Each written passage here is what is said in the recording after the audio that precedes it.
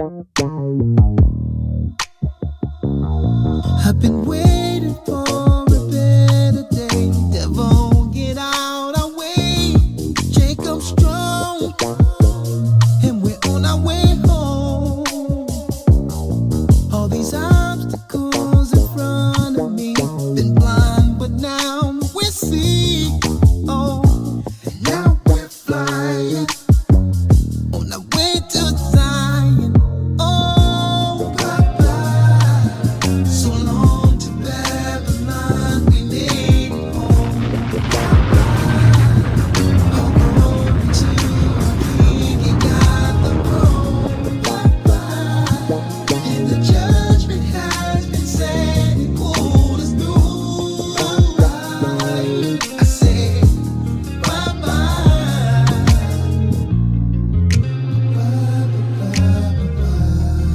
This is the Born of Levi experience on GOCC Media. there was no doubt, hey, saying there was no doubt if we fought we can win it. Now that we're here, saying Good afternoon, everybody. Saints marching in kingdom, now we're in it. Babylon has gone away. We were waiting for this day, and now we're flying on our way to Zion. Papa, so long to Babylon, we made it. Papa, all glory to our King, he got the throne. And the judgment has Yes. This is the Born of Levi experience on GOCC Media. Yes. Shalom. Peace and blessings, brothers and sisters. How are we all doing? Welcome back to the Born of Levi experience here on GOCC Media. I am your host, Deacon Hazak. I'm so blessed to be in front of you all this evening. I know a lot of you guys was waiting for me to come on early today, but it's a schedule change for the better right now, right? But I really appreciate you guys coming in. All praises be to the Most High. I am that I am. Ahaya Ashar Ahaya in the Hebrew, for those who don't know, right? We give all glory, honor, and praise to the Most High and to our King, Yeshua HaMashiach, who the world ignorantly calls Jesus Christ. How we all doing? I missed you all last week, but the reason why I was not here last week, you know what I'm saying? We got to turn the music down for this one, right? We got to turn it down for this one. All praises be to the Most High. My son was born. All praises be to the Most High. It was a blessed delivery. It was a blessed birth. Everything about that situation was just so blessed. And listen, the Most High, he's so true on his word. Listen, if he is for us, who could be against us, right? If he is for us, who could be against us? Wrong one, right? If he is for us, who could be against us? Listen, the Most High is truly a blessing. He's very wonderful. He's merciful. And listen, and I told y'all before, these children ain't our children. All right, we're just raising them for him, right? So 1 second here, I can't have this jacking up while we're streaming, right? All right, leave this right here. So I told y'all this before, these children ain't our children. The Most High, he gifted them to us, and it is our job to raise them accordingly. But nonetheless, brothers and sisters, if I'm coming in nice and clear like I ask you guys every week, please drop a qualm in the chat to let me know I'm coming in nice and clear, so I can know that the audio is good, so that way you guys can know, or so that I can know that, the audio is clear and we can have a smooth and blessed stream. All praises be to the Most High. Shout out to my moderator. I see him in the room. Long time no see, brother. All praises. I see the qualm. All right. All praises. And, the water to everybody who reached out, sent blessings, who congratulated us, man. Listen, all praises be to the Most High. And y'all see the title of today's discussion. And this discussion, turn the music off for this. This discussion is gonna be what motivate us to get to the finish line. This discussion tonight, right? Being spiritually prepared to receive a physical salvation. And this what's so crazy is the title came to me real early this morning, like barely got to sleep, baby crying, right? The few hours I got to sleep, you know, that title came in my mind. So I wiped the cross out my eyes. I put it in my notes real quick, turned over, put it in my notes, I went back to sleep. But then, you know, I wanted to talk about that, right? I really wanted to talk about that. And shout out to everybody who's here right now. All the faithful subscribers and viewers. I appreciate you all for coming in right now. Thank you for dropping the qualms. Do my shout outs real quick. Shalom, Maria GOCC ATL, Lady Zionist, Shea Butter Therapy, Shalom, Princess Judah, Shalom, Light and Love, Shalom, Amaya. Oh my goodness. Tamika Rob, Shalom, Demaya, Annette Black, Shalom, Nia, Nina, right? All right, we got somebody in here, user account 1. I like that name. User account 1, I like that one. Shalom, Princess Judah, Tina Salvatore, Shalom. Everybody is here, and continue to hit the like button and drive the traffic, brothers and sisters. So as you can see, I'm coming on right now at 8 p.m. right now. It's going to be like this for the rest of the month, most high willing. And in March, we may go back to our regular scheduled programming, right? But I want to have this conversation with you all. Staying spiritually prepared, or spiritual preparation. Because it doesn't matter if you preparing physically. If you're not preparing spiritually, you ain't going to make it to receive a physical salvation. And we're going to talk about that. I'm going to give you some examples. And there's one character in particular that I want to hone in on, because we all, like, tonight, we got to try to figure out who this guy is. We got to try to figure out who this man is. I'm not going to put the cart before the horse. Right? I ain't going to spoil it yet. But we're going to get right into it. But before we get right into it, let me play a little word from our sponsor. Are you tired of reading the Bible and not really understanding what it means? Yo, you know you're reading the book upside down? I need a teacher. I got the perfect solution for you. The Hebrew and Bible Academy got you all covered. There, you'll learn the original Hebrew language with Elder Lawyer, groundbreaking news from around the world with Elder Shapat, and all new up-to-date lessons, including ancient history with Elder Ricard. Visit us at historytimes.org and enroll there. The Hebrew and Bible Academy. You're invited.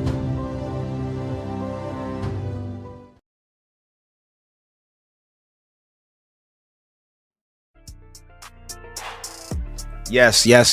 As you all seen, the Hebrew and Bible Academy officially starts next week, Sunday, brothers and sisters, February 16th. And isn't it crazy? We're already in February. It's insane. But next week, February 16th, Sunday, February 16th at 9 a.m. will be the new installment of the Hebrew and Bible Academy, right? Another 12 weeks. So it's not too late to enroll. Visit us. Y'all see it here on the screen. Visit us at historytimes.org to enroll. Trust me, brothers and sisters, you don't want to miss what we're going to be going into this new installment and this time around. In-depth lessons, we're going to go into the origin of angels. You see that? The reason Adam fell. And I know everybody want to know that reason. We have everybody who speculate, why would the Most High tempt Adam? Why would the Most High put the tree in the middle of the garden if he know he was going to eat it? Listen, this is why you need to be in the academy to know why and how that tree got there. Right? And we also got the true understanding of the Antichrist. Listen, ain't no boogeyman coming for you. Right? Look around you. The world is Antichrist. Your government is Antichrist. But you'll learn that at the Hebrew and Bible Academy. Right? The true doctrine to the Gentiles. Yes. Christ told us we must preach the gospel to the Jew and Gentile alike. To the Jew first and also to the Gentile. Get this understanding.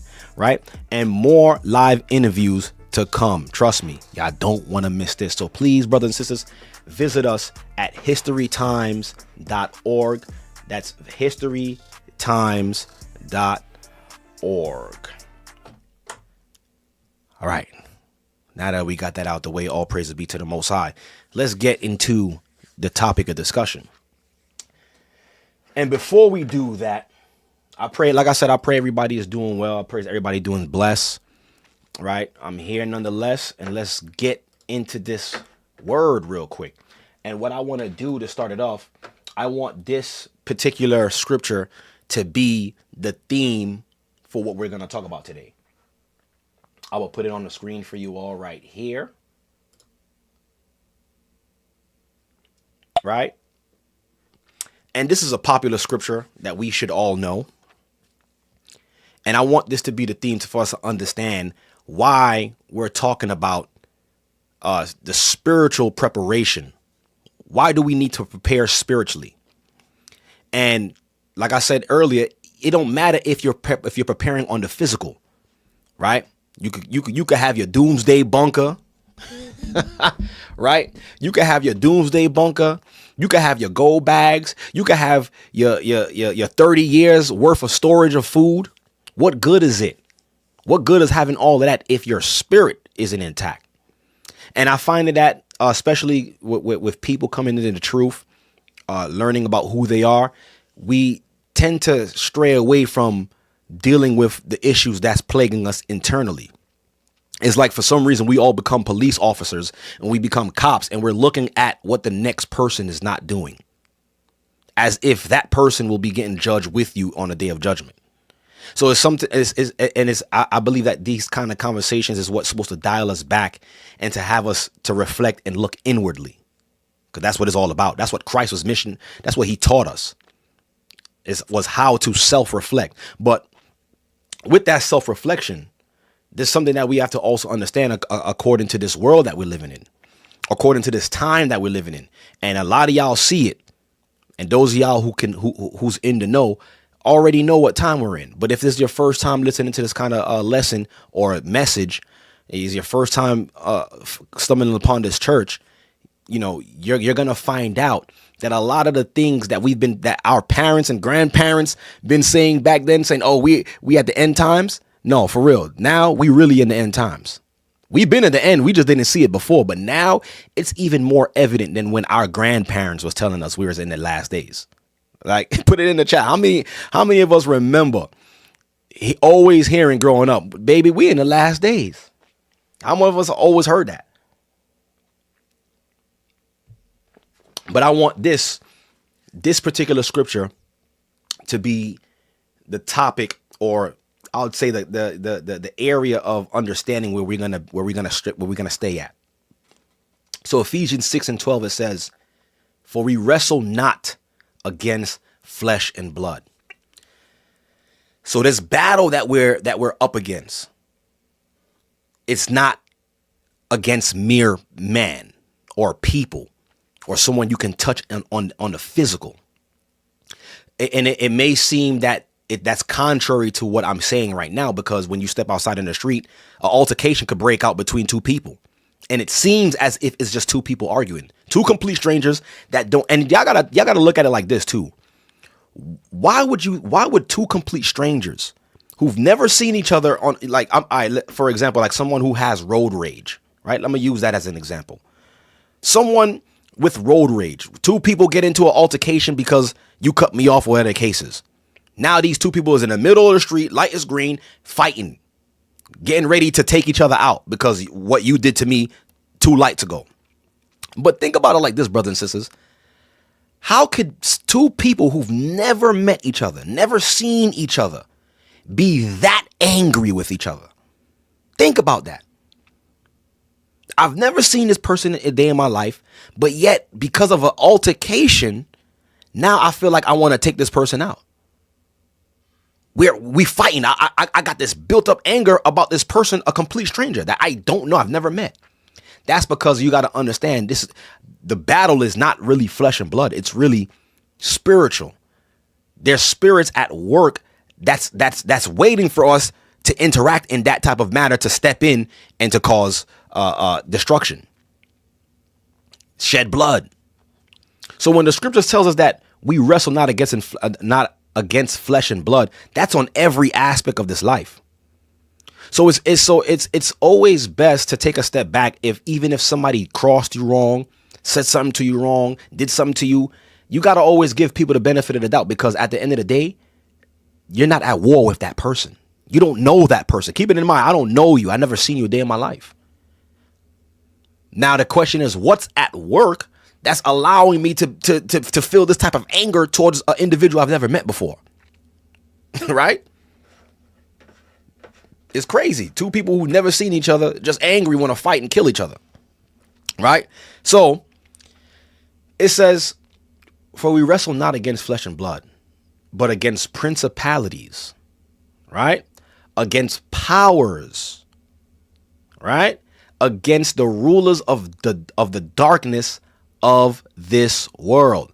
So this scripture right here is already telling us that the rulers of this world are in high level darkness, like a darkness that we've never seen. A scary movie can't even depict the type of darkness that we're up against. I don't care how many scary movies you watch. It will never compare to the amount of darkness that this world is being ran by. Right? It says against, listen what it says, spiritual wickedness. And you see, a lot of people don't understand that there is a spiritual side to this life. It's not just all physical. I would say the physical part of this life is probably like less than 30% of our existence. Once you start going into the scriptures and you actually understand that, the physical is really nothing.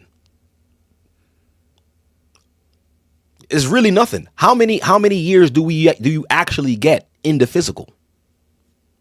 70, 75 years, 80 if you're lucky, 90 to 100 if you're blessed, compared to eternity. So the physical is not really the bulk of our existence. It's like less than 10%, less than 20%, I should say, of our existence. The rest is eternity. So it says against spiritual wickedness in high places, not low places, meaning you're not going to be able to speak to somebody in the hood and they'll be able to break down what's going on behind closed doors in the government. Your neighborhood philosopher is not going to be able to philosophize this spiritual darkness. Only the Most High can. Right? So I want you guys to keep that scripture in mind, because we're going to actually come back to this particular chapter. And like I said earlier, so mind you, we're focusing on spiritual preparation.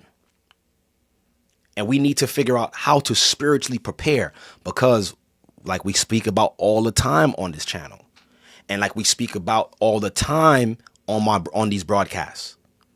Right now, we're counting down to 2030. And that's been the theme that I've been harping on for the past 2 years now.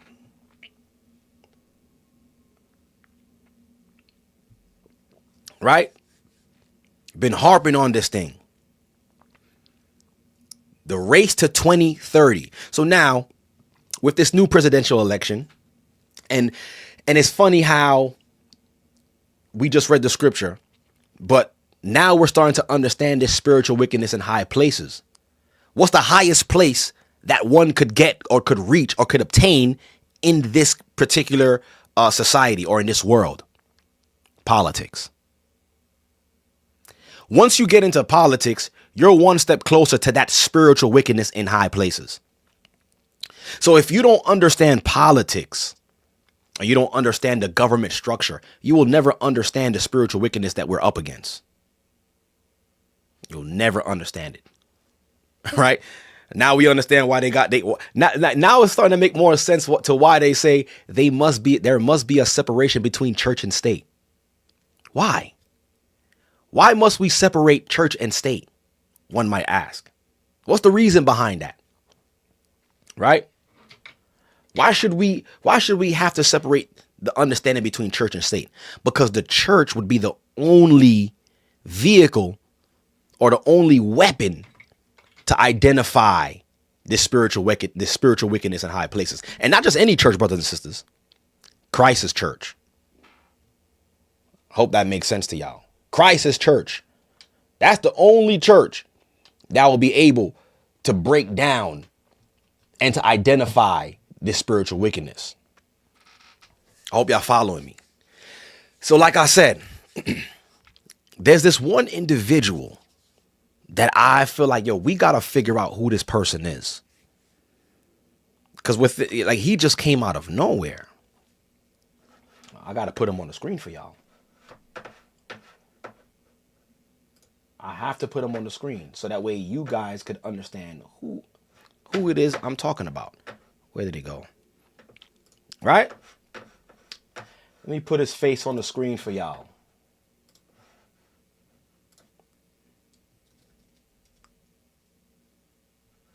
I have to put his face on the screen.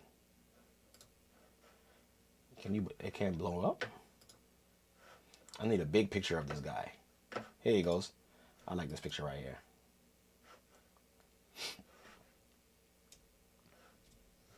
Here he goes. Y'all know him. Elon Musketeer. That should have been his name. Right? Elon Musk. And for some reason, this guy, I don't know where he came from. If anybody know the research on this guy, put it in the chat. I don't know where this guy came from. I don't know who he is. I mean, we know who he is now. But I don't know anything about this guy. The fact that he's the CEO of Tesla, the CEO of SpaceX. I'm not too sure. Or the CEO also, I gotta fact check that, of Neuralink. And we're gonna take a look at these 3 vehicles right there. Well, we ain't gonna talk about Tesla. We ain't gonna talk about the company called Tesla. We could talk about it a little bit, but I want to focus on SpaceX and I want to focus on Neuralink. But before I do that, January 20th, President Donald Trump was inaugurated as the president. Somebody says he's a clone. Listen, if he's a clone, I don't know. I really don't know. If he is, then, what's it to me? He's still out here operating. But Donald Trump was inaugurated as president. And with this inauguration, right? With this inauguration, he created a new section or a new I'll say department, not a section. He created a new department in the government called Doge. Not the cryptocurrency. And we're going to also talk about cryptocurrency as well, too. Sure enough. Because all of that ties into what's happening currently and what the world is setting up or trying to set up before 2030. So you have to know about cryptocurrency. You have to understand what it is. It's not going to hurt you not to understand it. Right? So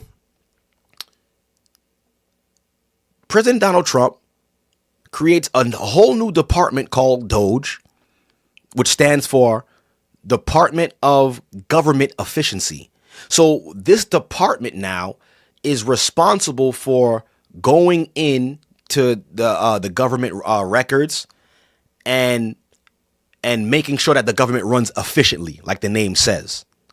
And one of the ways that it does this is by checking the books and seeing what the government is actually spending on. Money, right? So President Donald Trump, I said Trump's. President Donald Trump puts your boy Elon Musk as head of that department. And what's so crazy is he's not even an elected official. And I think this is what got a lot of these Congress people and Senate people upset, because he's not an elected official, but his title is special government agent. Like what is that? That's his position, right? So, and shout out to my aunt Karim for sending me this article. So we hear, and this mainstream media right here. We're looking at mainstream media. ABC News, fair use, right? It says Treasury Department, the Treasury Department, the department that's responsible for issuing the currency of the United States. They're responsible for what is being spent, or, you know what I'm saying? Or the money itself. So it says the Treasury Department gives Elon Musk's team access to federal payment system.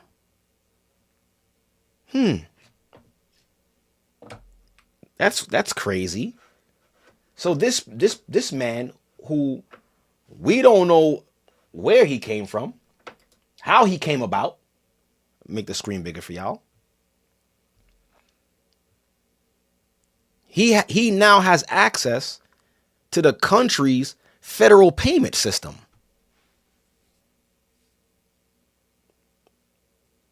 Revelations 13 a little bit, huh? So this man has access to the federal payment system. Let's look and see what's going on. It says Elon Musk's team pushes for the access to government information. And mind you, like I said, he's not even a government official. He's a self-made billionaire. Matt, that's what they claim. I don't believe he's self-made. I believe he was placed there. But he's some kind of billionaire from somewhere, known as a tech guru. Now he's in politics. He's in the government, working side by side with President Donald Trump. Part of the department called Doge. Now have access to the federal payment system. It says the Treasury Department has given Elon Musk and representatives of his Department of Government Efficiency, Doge, access to the vast federal payment system responsible for handling trillions of dollars in government expenditures. Multiple source familiar with the matter told ABC. Right? So it's the payment system, which is essentially a checkbook for the entire federal government. It is closely held operation ran by career officials. So it was once controlled by career officials, real officials who were voted in and appointed. It says, with a limited number of people authorized to access the information given it contains sensitive information about hundreds of millions of Americans. Right? So this man has been given access to control the money, or to find out, or to see where the money goes. And how, and a matter of fact, I'm gonna read another article because it's going to explain why this particular part of the government was actually created. But they're fired up about this. I just want to be clear about what's going on here. This. Hold on, let me make the screen bigger. So she's who is she? She's on the Senate, right? She's furious that he has access to this information. So now let's listen to what she has to say.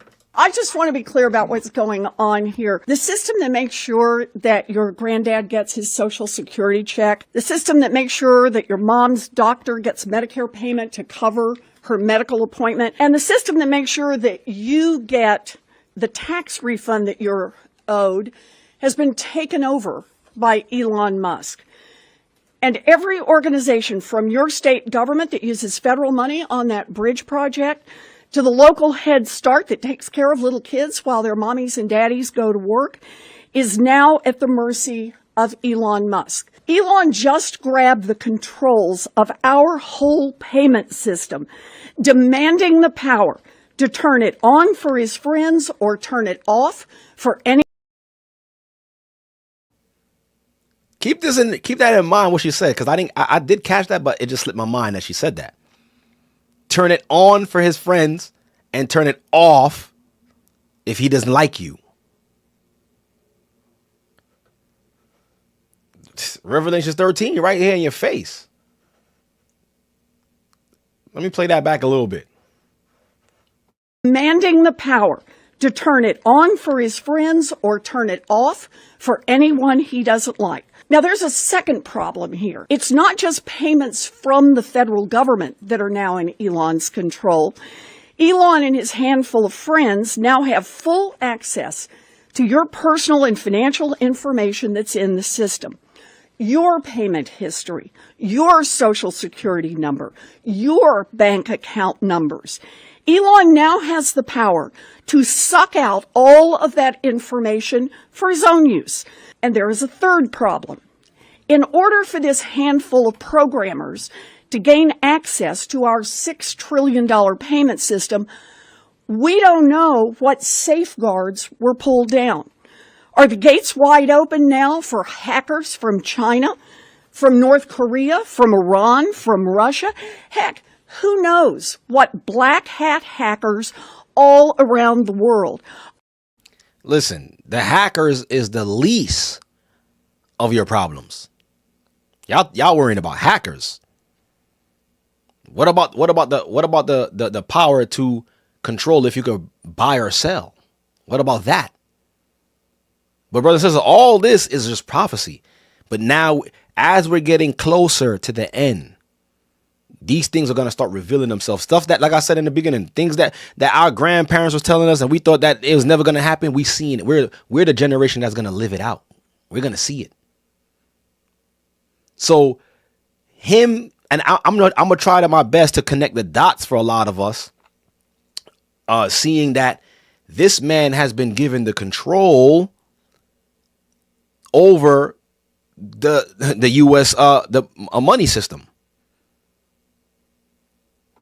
Are finding out about each one of us and copying that information for their own criminal uses. Donald Trump and his billionaire buddies are determined to take over this government to make it work better for themselves and worse for everyone else. And this is just the start.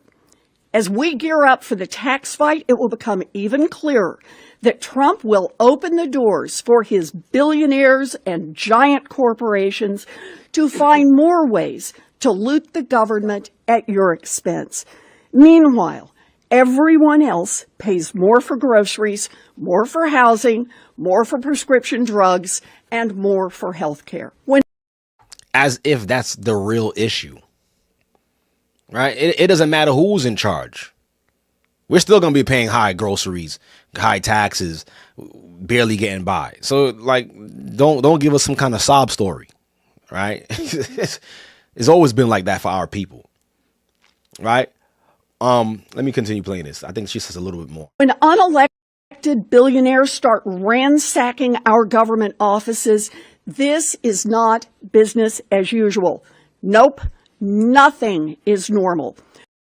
So you see, they're upset that he's an unelected official, which is true. They're not wrong about that. This man, just because he's a billionaire, he could find his way into the government. I mean, it's always been like that. You know, money talks, right?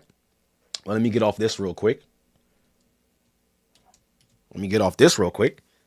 So, as you can see, this is like I don't know about y'all, and maybe I'm a little too young to remember if there was a time in history like that was like this. I mean, I'm pretty sure there probably was, where a lot of infighting within the government. If somebody can remember a time period, or I guess which administration this happened under, where there was a lot of infighting. I mean, there's always been infighting between the Democrats and the Republicans, but I feel like now, as of late, it's just been like blatant in your face, like crazy infighting. Right? It's been crazy infighting, and let me show y'all this.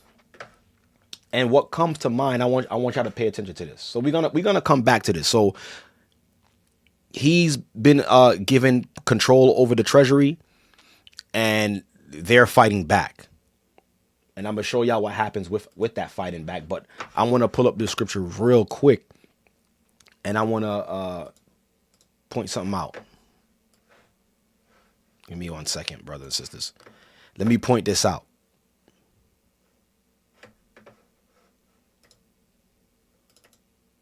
Where is it? Give me 1 second. Let me pull up this scripture. All right, here we go. Let me pull up the scripture.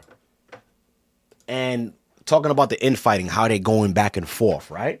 Look at this. I'm going to the book of Daniel, right? I want you guys to see this. And pay attention to this. Like, certain words you just got to look out for. Give me 1 second. Daniel. Okay, here you go. So I'm in the book of Daniel chapter 2.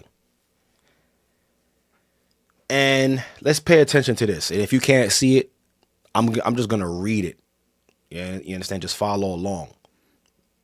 But pay attention to this. Daniel 2:40, it says, and the fourth kingdom, we understand this fourth kingdom is this last empire, which is ruling right now. It says, and the fourth kingdom shall be strong as iron. Strong kingdom, right? Superpower of the world, financial capital. It says, it shall be strong as iron, for as much as iron breaketh in pieces and subdueth all things, and as iron that breaketh all these, shall it break in pieces and bruise. So this last kingdom would perfect what's called world domination, right? And it says here, and whereas thou sawest the feet and toes, part of potter's clay and part of iron, the kingdom shall be divided. So this is why I asked, was there ever an empire, or administration where there was so much infighting that it's blatant, it's pouring out, like you can't deny it. And the scripture, okay, let me see. Somebody says,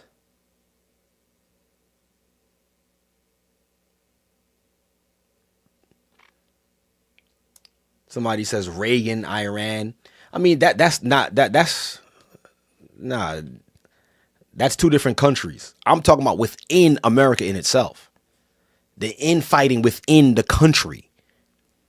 We're supposed to be a country working together. It's supposed to be a country working together, but there's so much of a divide. And the scripture just said, it says, I'm gonna read it again. Just pay attention. It says, and whereas thou sawest the feet and toes, part of potter's clay and part of iron, the kingdom shall be divided. So this last kingdom, there will be a divide within the kingdom. So now my question is, are we witnessing this divide right now? Because of this divide, it's supposed to trickle down to the other nations, where it's going to cause all of the other nations to hate this place and to do battle with it. But I don't want to go too far ahead. And it says, but there shall be in it of the strength of the iron. So even though they're divided, it's still a strong nation. The strength of the iron. For as much as they saw the iron mixed with miry clay. And when you continue reading, it kind of goes into that miry clay. So I'm going to keep reading. It says, verse 42, it says, and as the toes of the feet were part of iron and part of clay, so the kingdom shall be partly strong and partly broken. So as great as this place is, there's a flaw within this country that's causing it to be weak. And of course, all of the nations can see that. Right? And it says, and now listen to this. Now it says, and whereas thou sawest iron mixed with miry clay, they shall mingle themselves with the seed of men. Now, who's the they? But they shall not cleave one to another, even as iron is not mixed with clay. So when we go into that, we wrestle not against flesh and blood business. When we read that in Ephesians 6, could this be showing us what entities or what power structures have mixed themselves with men, and now there's a lot of infighting because they are at odds with mankind, but you've mixed your seed with mankind. Now y'all at odds. They supposed to be working for you and working with you, but now they're trying to fight back. Is that what we witnessing? Is that what we're seeing? But I don't want to go too far ahead. But that being divided, we're seeing that there's a divide between these power structures. And whereas whereas thou sawest iron mixed with miry clay, they shall mingle themselves with the seed of men, but they shall not cleave one to another, as iron is not mixed with clay. So no matter how, like, if they try to integrate themselves amongst men, you're not going to be able to be amongst men, because what you're trying to do, your whole agenda is to destroy mankind. These entities, these spirits, these beings, Nephilim seed. But are we seeing outright in front of us the divide of this once strong nation, once strong country? Food for thought, though. Food for thought. Let me do this here. Now let's go back to these articles. So now, and this article came out yesterday. Wait, no, today. Excuse me. Today is February 6th, which is crazy, right? This article came out today. Federal judge orders limited Doge. Okay, all right, you going crazy. I don't even know what this is. All right. And this is from Fox News. This is another source of mainstream media. So this is not something that's just being made up. So it says federal judges orders limited Doge access to sensitive Treasury Department payment system records. Limited. So I guess now they're trying to fight back, because when I read this article, here's the actual court filings of the suit that they have against the treasurer of the United States of America. Like, basically saying you don't have the right to put this man. Look, Elon Musk, the chair of Doge, a made up department. They just made this thing up. Has been leading an investigation into USAID's spending practices. Now we're getting somewhere. We're following the money. So now this, Elon Musk and them, or Doge, they've been looking at and tracking the financials or the spending of the country, of the Fed. Who's the Federal Reserve? And mind you, years ago, some years back, I spoke about the Federal Reserve. For a lot of you guys who don't even know what the Federal Reserve is, the Federal Reserve is not a part of the United States of America, which is crazy. It's in America, but it's not governed by America. It's its own entity, which actually lends money to the United States of America. So if you're lending money to the United States of America, that must mean you're greater or you're more powerful than America itself, because you're funding the country, the corporation. A lot of people don't even know that. So now what this department called Doge wants to do, it's looking into the financial records of the spending of the country. And it is going to make sense why I told you guys, you got to understand why the whole cryptocurrency thing is here now. Look, it says here, and I'm going to get to that too. It says a federal judge on Thursday temporarily blocked the Department of Government Efficiency from obtaining access to certain Treasury Department payment records. So they're trying to stop this particular department from looking into the country's spending. It says Treasury officials will not provide access to any payment record or payment system of records maintained within the Treasury Bureau of Fiscal Service. Judge Colleen, whatever her last name is, wrote in a temporary restraining order. So here's, as you can see, is the restraining order. I read it and it's self-explanatory. It says the order comes after Justice Department on Wednesday agreed in a proposed court order to limit access to sensitive records to only 2 special government employees. And guess what, brothers and sisters? Those 2 special government agents or special government employees, they work for him. So in hindsight, he still have access to it. These are his buddies. One of them is responsible for a company called Cloud Sync or something like that. A cloud mining company or something with clouds infrastructure, a big company. And the other one used to be an employee for Mr. Musk right here. So you ain't really doing nothing, right? So, but basically in the court filings, they would only have the ability to read only, not to write, meaning they could only read the software or read the documents to see where the money is going, but they cannot write or override or issue any payment. They can't do anything. So they say, right? That's what they're showing us here. Okay. And I want you to hear, Cloud Software Group. That's the name of this guy. That's the name of the company that's able to have access to the documents. And it's funny because he's the CEO of a cloud software company. And all of this ties into Revelations 13, where it's that mark of the beast. We understand that it's going to be a piece of technology that's going to allow people to be seamlessly attached to the beast system. The beast is supposed to be this big mega computer that has access to all the information in the world, and everybody's supposed to connect to this system. And in order to have everybody to connect to this system, you need a processor big enough, or what they call it. What is it? Is it a processor? Is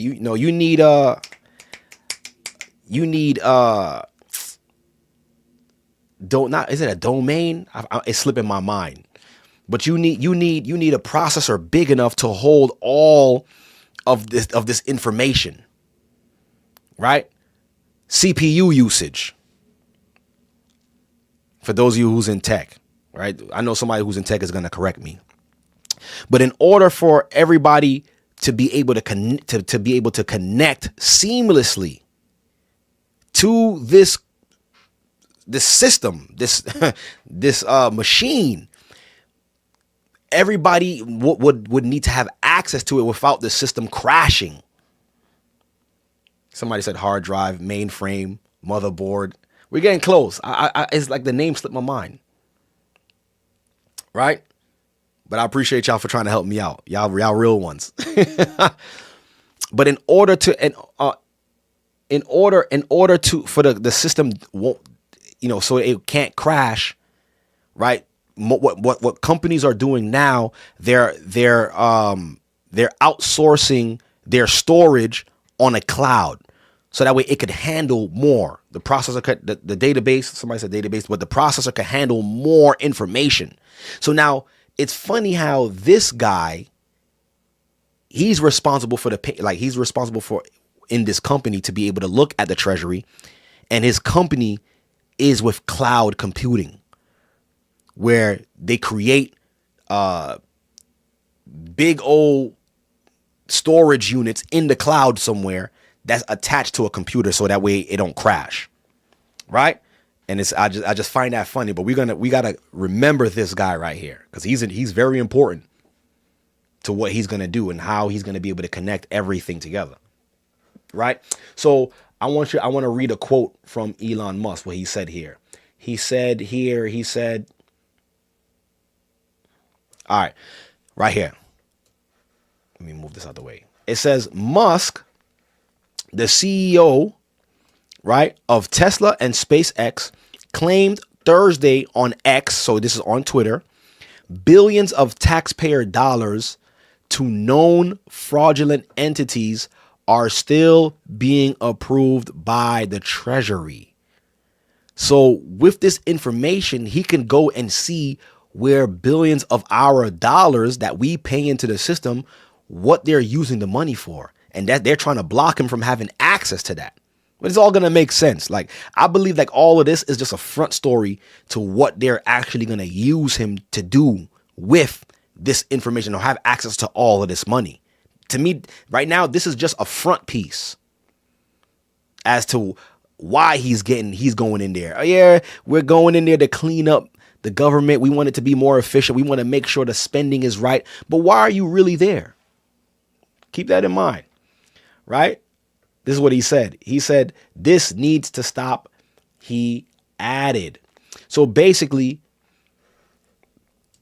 now, to understand, to bring out up to speed to what I understand when it comes to cryptocurrency. So they want the government money or the financial situation to be on a blockchain. What is a blockchain? Some of you might ask. A blockchain is basically, it's a block, it's a digital block where every transaction can be seen on this chain publicly. So if you have access to I would say to the certain coin address or crypto address of that particular currency, you can go on the blockchain and see, oh, this how much money this person sent this person this much money. But it don't say the person's name, but it just says the wallet address.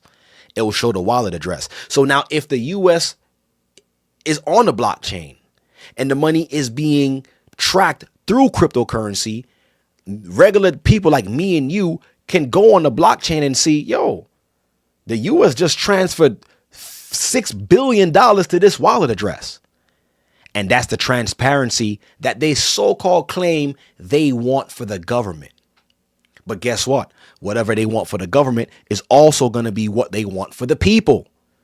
And that's how they're going to be able to track your spending. You will have if this goes the way it's supposed to go, you will have a unique wallet address to where all your money or your crypto would be in that one address. And they can go with your, because they're going to provide you with that web address or that wallet address. They could just go to your wallet address and see what you're spending. That's the blockchain. And they're trying to get the whole world under this type of system. Right now, they're trying to see, but the way they're masking it like, yo, see, the government not trying to be held responsible. They don't want us to see what they're spending their money. Why is the U.S. sending Israel $6 billion? We got it right here on the blockchain. Matter of fact, look at all of these taxpayers' dollars. Look, everybody. This is what they're doing with your taxpayer dollars. And then we're going to be like, yeah, that's crazy. Look what they're doing with our money. We didn't ask for this. We didn't okay this. And that's how they're going to get you on board with the system. Right? It's a bait and switch type of thing. I'm telling you right now. I could already see how it's playing out. But basically, he has now Elon Musk and his friends has the power and the capability to look at the government spending. And he tweeted that billions of our dollars are being sent. What did he say? He said, read it again. He said billions of taxpayers' dollars to known fraudulent entities. Fraudulent. Not even real. Probably made up companies, like how his department is made up, is getting funded by our money. And that was the reason why they came out, they shut down the DEI, which that they was, just using our taxpayer money to fund a prison inmate who wanted to get a sex change, using our tax dollars through that department. Right? So now let's get to the meat of this now. Let's get to the juicy part of this. So now we see the infighting. We see how this man who came out of nowhere has control now over the money. He could look and see how he could look and see what the government is spending. He don't even have to just he don't have only have access to what the government is spending. He can see what we're spending as well too. How much we're getting sent, how much our tax returns is. He have that access to look at that. Now, what he's gonna push is that there gotta be more transparency between the government and the people. You know what? We gotta push for a centralized, not a decentralized, but a centralized form of payment system. That's where cryptocurrency comes in. Now we can track the government spending. But guess what? It's not going to just be the government tracking what the government is spending. They'll be able to track what you're spending. Now, and remember what that lady said in the beginning. He will have the power to what? If he doesn't like you, turn off your money and turn it on for his friends. Right? So, and now it's making more sense to why they actually added him to this particular government or created this government entity for him. Why? Because of this. So remember, he's also the CEO of Neuralink. And I spoke about this a while ago.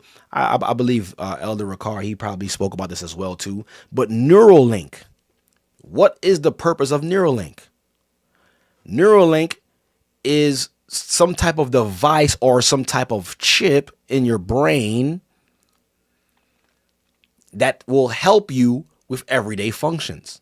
Right now, they're looking for what's called paraplegics. Up here, up top, and I know it might be too small for you guys to read, but I'm gonna read it up here in the blue, and it has a Canadian flag there. It says, "We've received approval," or Canada, we've received approval from Health Canada to bring recruitment to our first clinical trials in Canada. So they're going to be doing clinical trials for Neuralink in Canada, right? Redefining the boundaries of human capabilities requires pioneers. So they want everybody to feel involved. Like, I was I was one of the first to receive this chip in my brain. It says here, make it bigger. It says Neuralink, which he's the CEO of this company, or he's funding it, right? It says Neuralink is currently seeking people with quadriplegia, meaning people who are paralyzed, quadriplegics, to participate in a groundbreaking investigational medical device clinical trial for our brain computer interface, connecting your brain to a computer, connecting your brain to the beast. Y'all don't see how that all ties in, how this all makes sense. Now it makes sense like why he's a part of this department of the government that's controlling money, because they're already testing out the technology that will be able to be used for one to be able to buy or sell. Why not put him in charge of this particular department in the government to test out if we can send transactions through your brain? Right? If you have, so now they're actually recruiting, right? And if you was a paraplegic, who wouldn't want to be able to use parts of your brain to do other things and to move your limbs and be possibly walk again? That's how they pushing it, right? Let me see. There was something that I wanted to. Did I put it here? I don't think I put it here. Let me see something. Oh yeah, I did. Oh no, I gotta go to it. Look at this, where it says blogs, right? So keep this in mind, and I hope y'all keeping up and able to see how I'm trying to piece this all together, because it just does not make sense. Out of all the people in the world, why you use this man to be a part of this particular part of the government? But when you connect the dots, it makes a lot of sense. And when you use the Bible, it makes a lot more sense. Let's go here. Come on. Look at this. A year of telepathy. Y'all know what telepathy is, brothers and sisters? Y'all know what a telepathic person is? We used to think that telepathy didn't exist, or it was just fantasy, or something that you will see in Marvel comics. Look, let me go here real quick.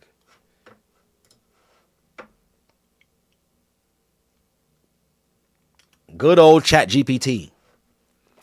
Telepathy.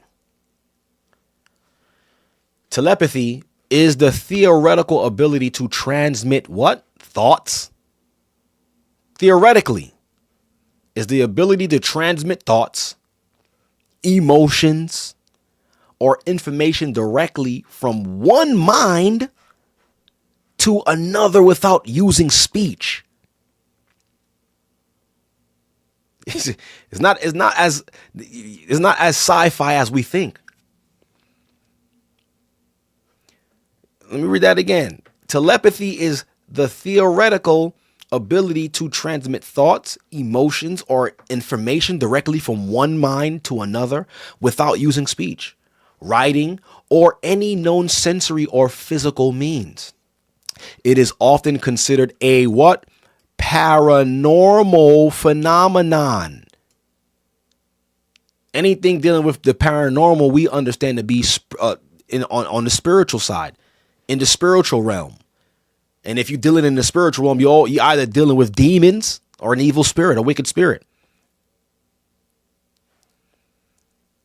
It is often considered a paranormal phenomenon and has been a popular subject in science fiction, psychology, and metaphysical studies.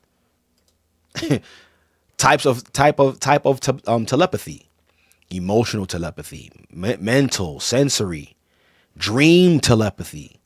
Right? Look at this.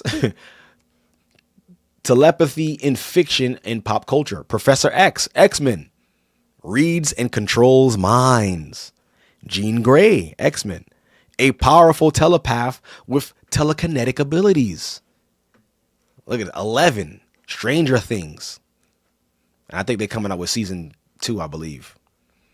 Using telepathic powers to communicate and influence objects. The Jedi uses the Force for telepathic communication.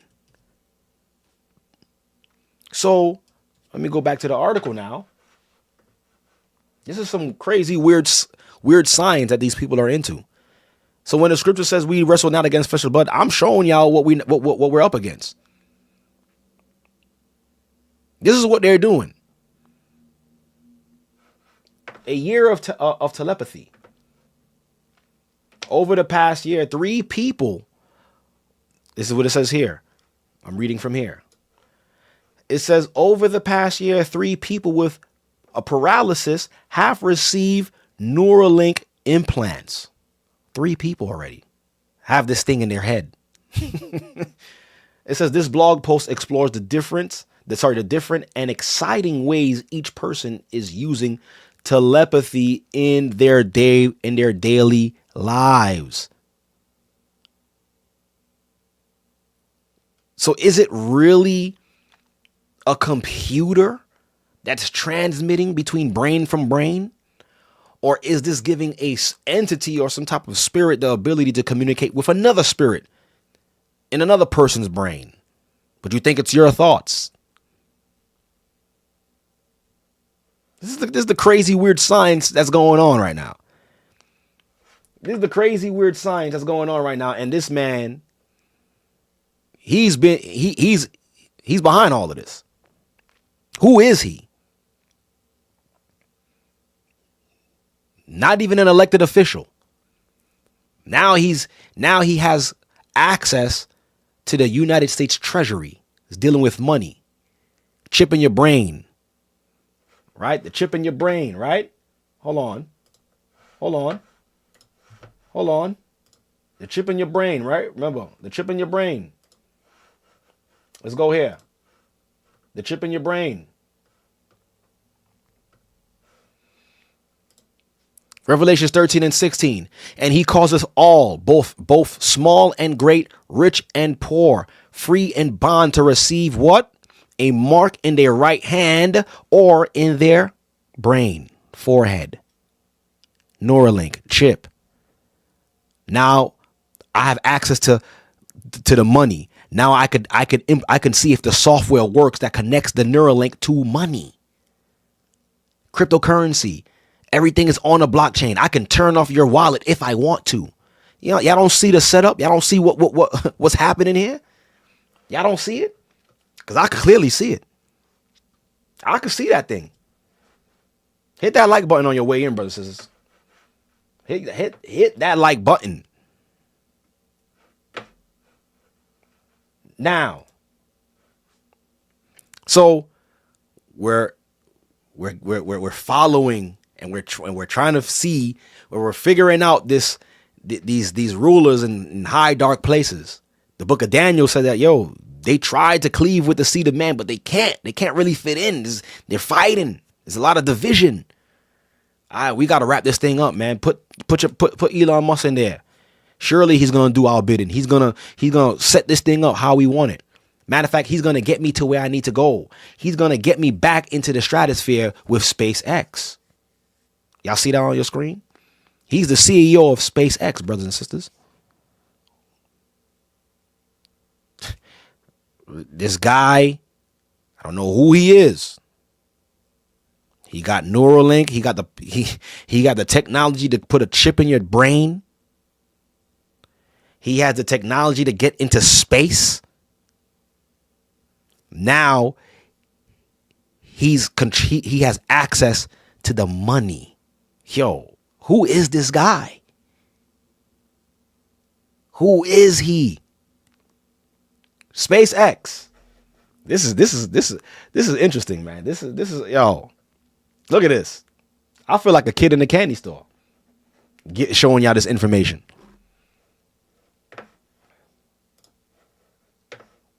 SpaceX. Where is my thing? I had it programmed right here. Was this it? No, this is not it. Give me 1 second. All right, right here. SpaceX, man. So now this particular person has the ability to send rockets into space. Why are we trying to go there? Not we, but why are you going up there? Who told you to go up there? Who are you working for? Isaiah 14, everybody. Isaiah 14. Matter of fact, let me read this real quick. Before we go there. Before we go there.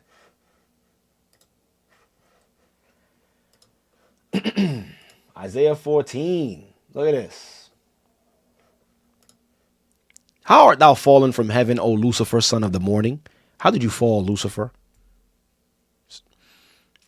How art thou cut down to the ground, which didst weaken the nations, huh? For you had said in your heart, I will ascend into heaven. I will exalt my throne above the stars of God. How are you going to get there if you stuck here like a mere man? He's using your boy Elon to do that. I will sit also upon the mount of the congregation in the side of the north. I will ascend. Not I might. Not I'm trying. It said I will ascend above the heights of the clouds. I will be like the Most High.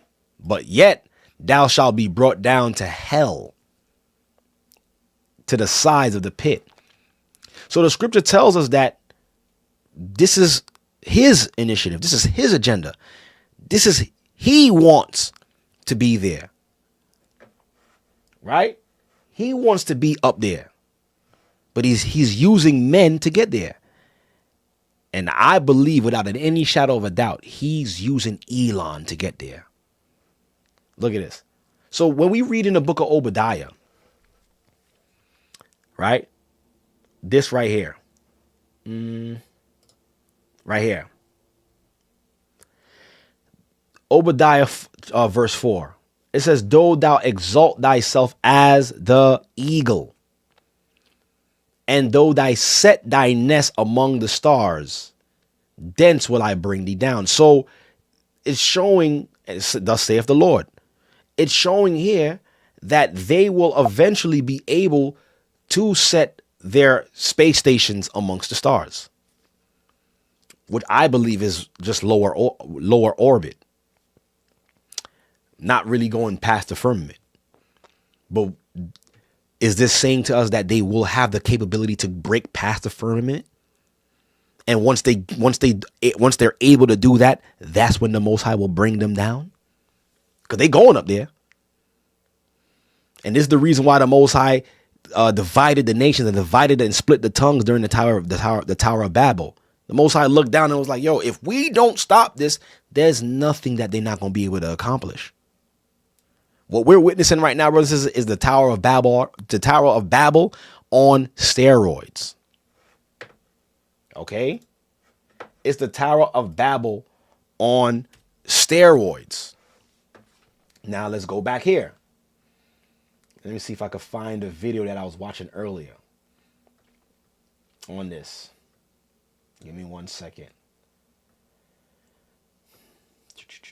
I gotta find it, because your boy was talking on this, and I want you guys to hear what he was saying. Okay?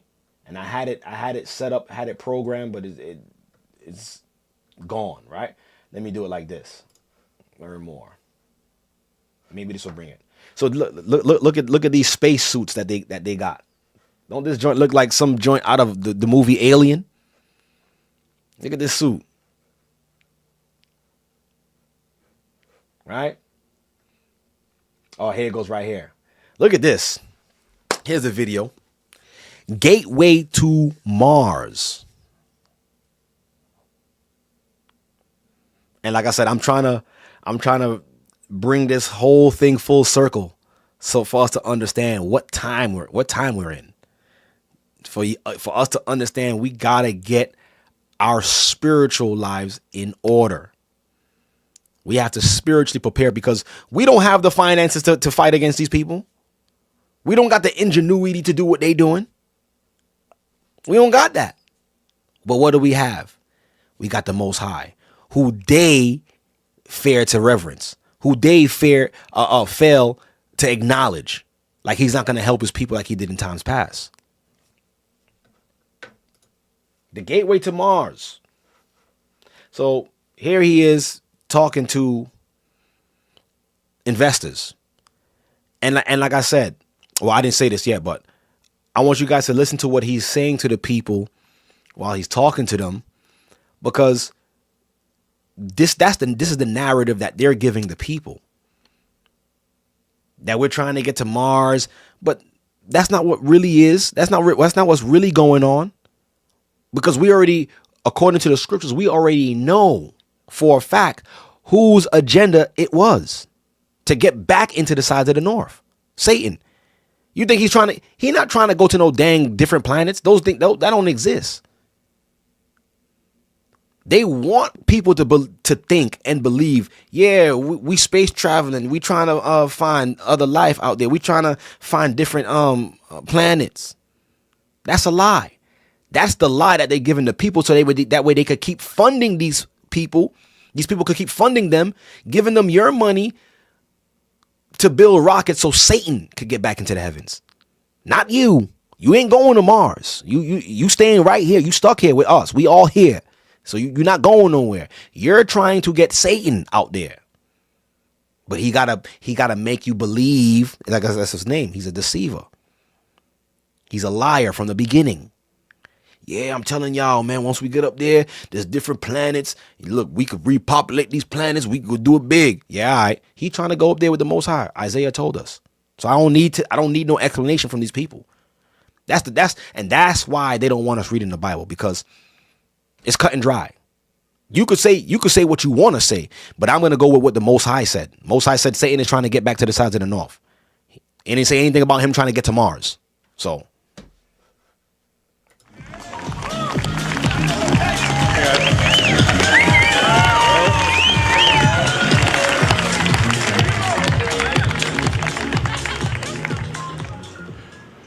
So what I'm going to go through tonight is the overall sort of path to making life multiplanetary. So making life multiplanetary. You see what he said there? But this is what they have to tell these people, that it's going to be possible for us to travel and visit other planets. It's a lie. None of y'all are going there. I could have been on there. I wish I was there. I was like, listen, y'all, none of us is going anywhere. I would have grabbed the mic from him. Like, listen, none of us is going nowhere. We're not multiplanetarian beings. We here on Earth. He's lying to you. Everybody turn your books to Isaiah chapter 14. I'm going to show you exactly who's going up there. Case closed. Dismantle the whole project.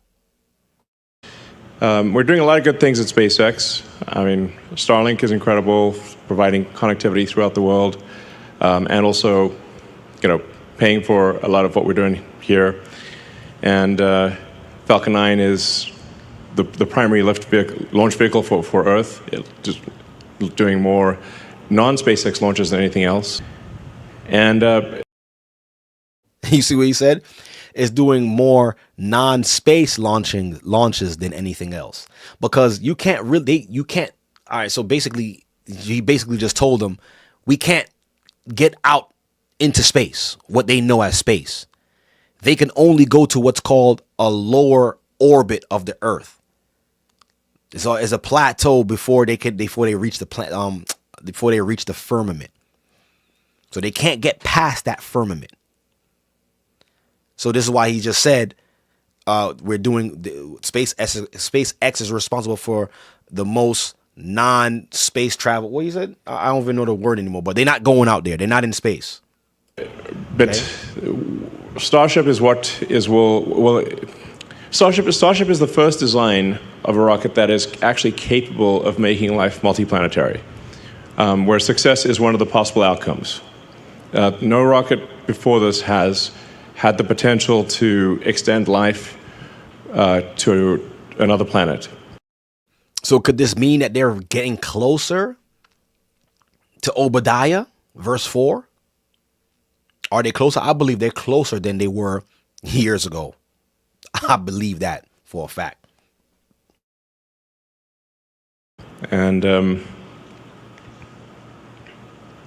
I'll sort of wax esoteric here for a minute, because this may sound sort of unusual, but when you think about the question of where are the aliens, which I get asked a lot, this is like the Fermi paradox. Where are the aliens? And I've not seen any evidence that there are aliens on Earth. A lot of people think there are aliens on Earth, and I'm like, great, I'd like to meet one. For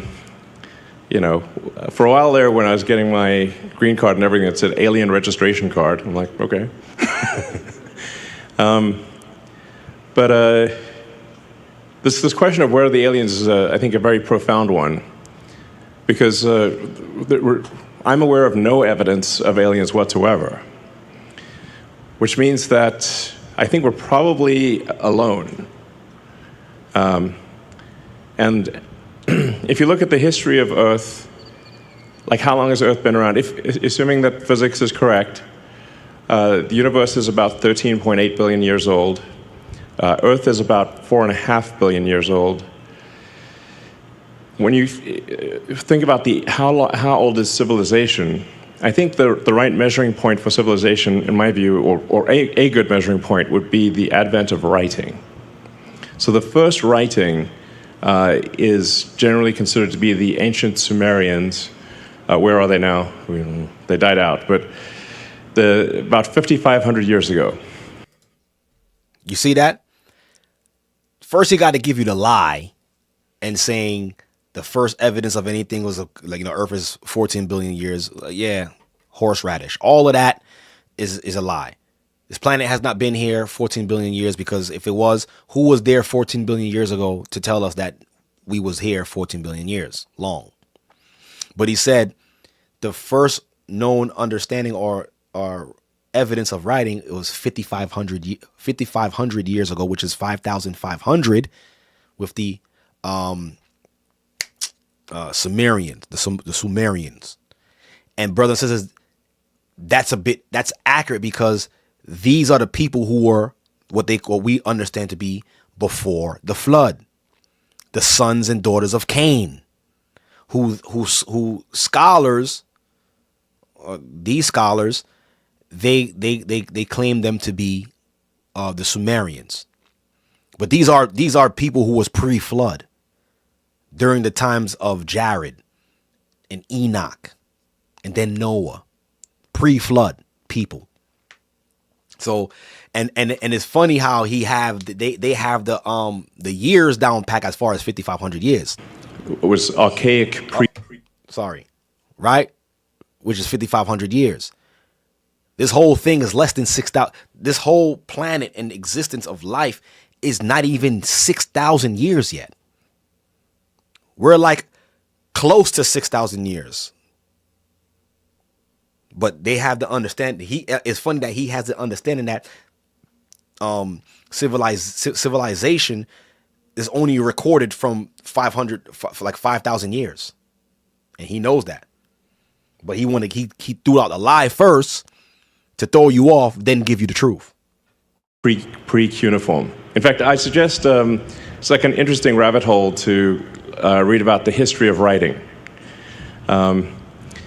So if you consider, say, like, okay, civilization, I think if you don't have writing, you kind of need writing for civilization. So it's only been around for like a little over 5,000 years out of 4.5 billion years that Earth has been around, and the 13.8 billion years of the universe. So all of human civilization is basically the blink of an eye. It's like just a fraction. It's nothing. And I think that probably means that consciousness is incredibly rare, and perhaps fleeting. It may not last for very long.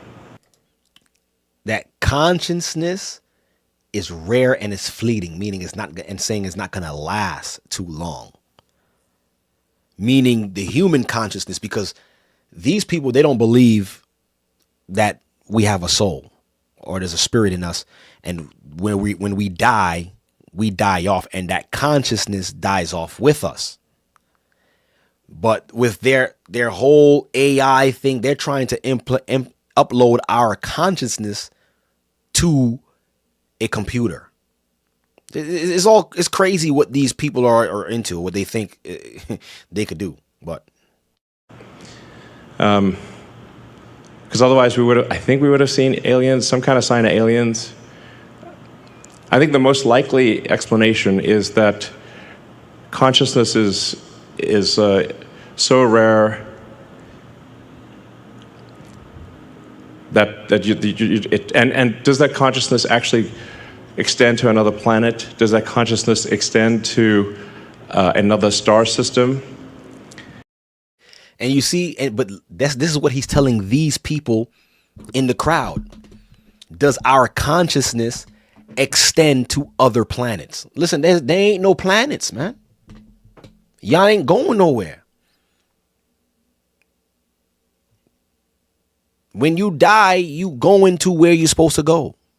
That's your consciousness, your spirit. It will go to where it's gonna be judged. Like, so you can't die here, and because you think you died here, you know what? Let me upload my consciousness from Earth to Mars, and I could exist in Mars. Like, and it's crazy. Like, look at these people. They really believe that. Like, look at them. And they think we crazy because we believe in the Bible. I mean, ultimately, if we're able to become a spacefaring civilization, a multi-planet species, and ultimately a multi-stellar species, and go out there and explore all these star systems, I think we may find that there are many long-dead one-planet civilizations. And as you've heard me say before, we don't want to be one of those lame one-planet civilizations. I mean, we want to be a multi-planet civilization. Like, what is that? What does any of that even mean?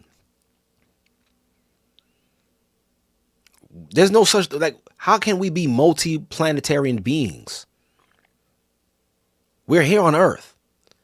So they're like, Satan has convinced these people that we could space travel to different places and different planets. Like, this is Star Wars or something. Like, this is Star Trek. There's nothing else out there. But this is the lie that they have to give these people, because these are investors. All these people that you see here, they have invested into this SpaceX. They are funding this project. Them along with other government entities funneling money into this project. Because how do you have all this money to create all this and to build all this? Where are you getting the funding from? Got to be from the God of this world. Because the God of this world, he said he's trying to get back up there. So, of course, he's going to fund him. Ultimately be a multi-stellar civilization, be out there among the stars. Like, make science fiction, not fiction forever. Kind of make Star Trek real.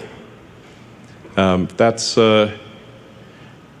why I think that there's a high urgency to making life multiplanetary. He said there's a high urgency to making Earth multiplanetarian or planetary. I hope that's the word he's saying. I never heard that joint in my life. But he's saying there's an urgency, there's a push for it. Why are we pushing for this? Why are we pushing to be multiplanetarians or multiplanetorial? Why are we pushing for this? What's the rush? Right? What's the urgency about? What are we escaping? Because this is the first time in Earth's 4.5 billion year history that it's been possible to extend life or consciousness beyond Earth. And we've got to do that while civilization is still strong. So that's the overarching goal of the company, is extend life sustainably to another planet. Mars is the only option, really. And to do so, ideally before World War III or some kind of bad thing. The key thing is that ideally before World War III or some bad thing.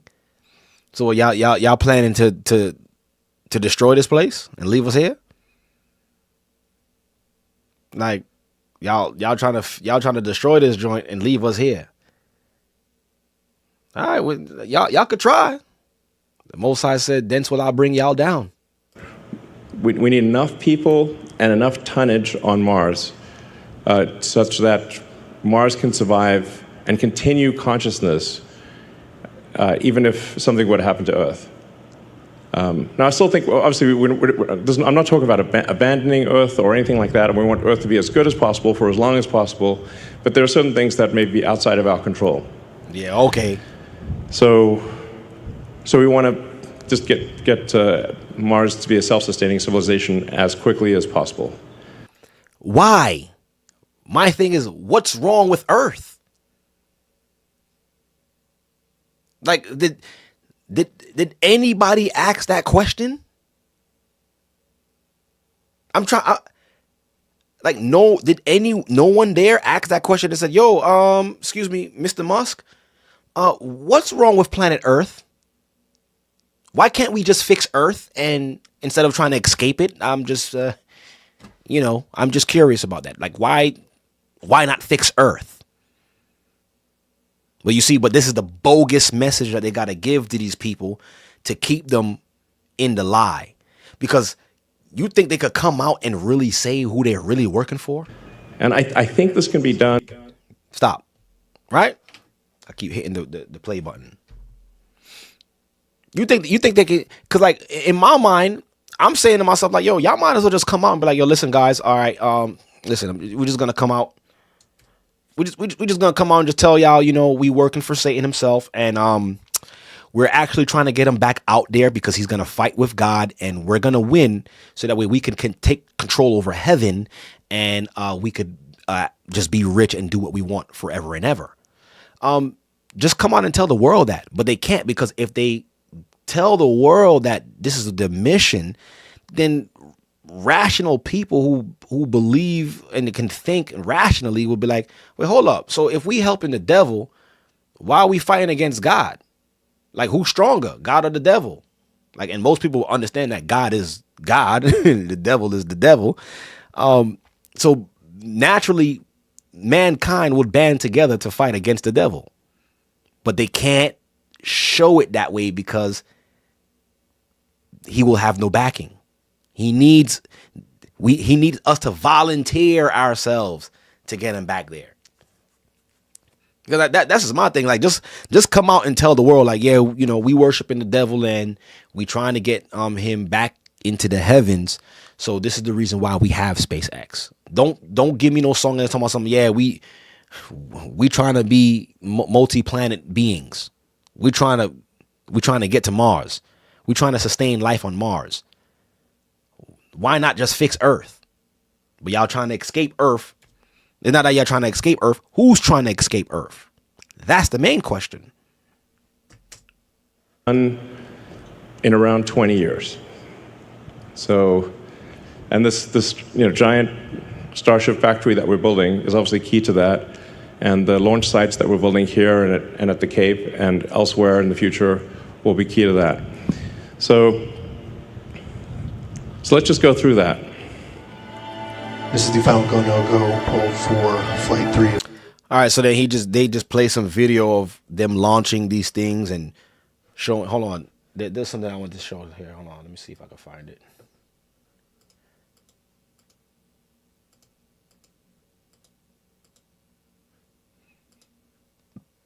Let me see. So this is basically where this is actual video of what they're able to do. So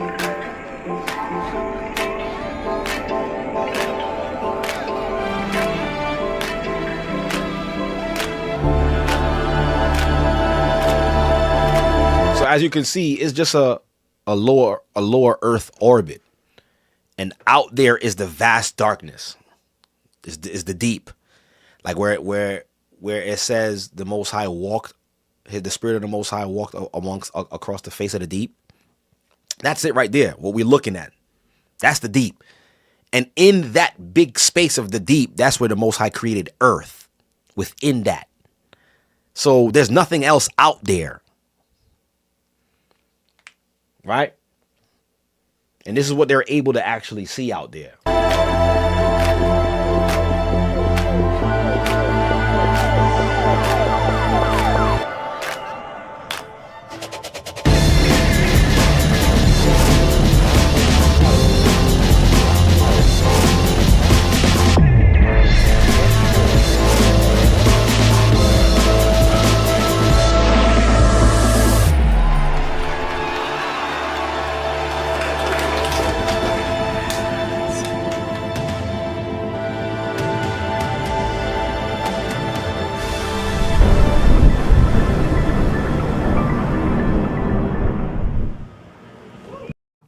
All right, that's enough of that. Wait, he said something. Hold on. Let me try that.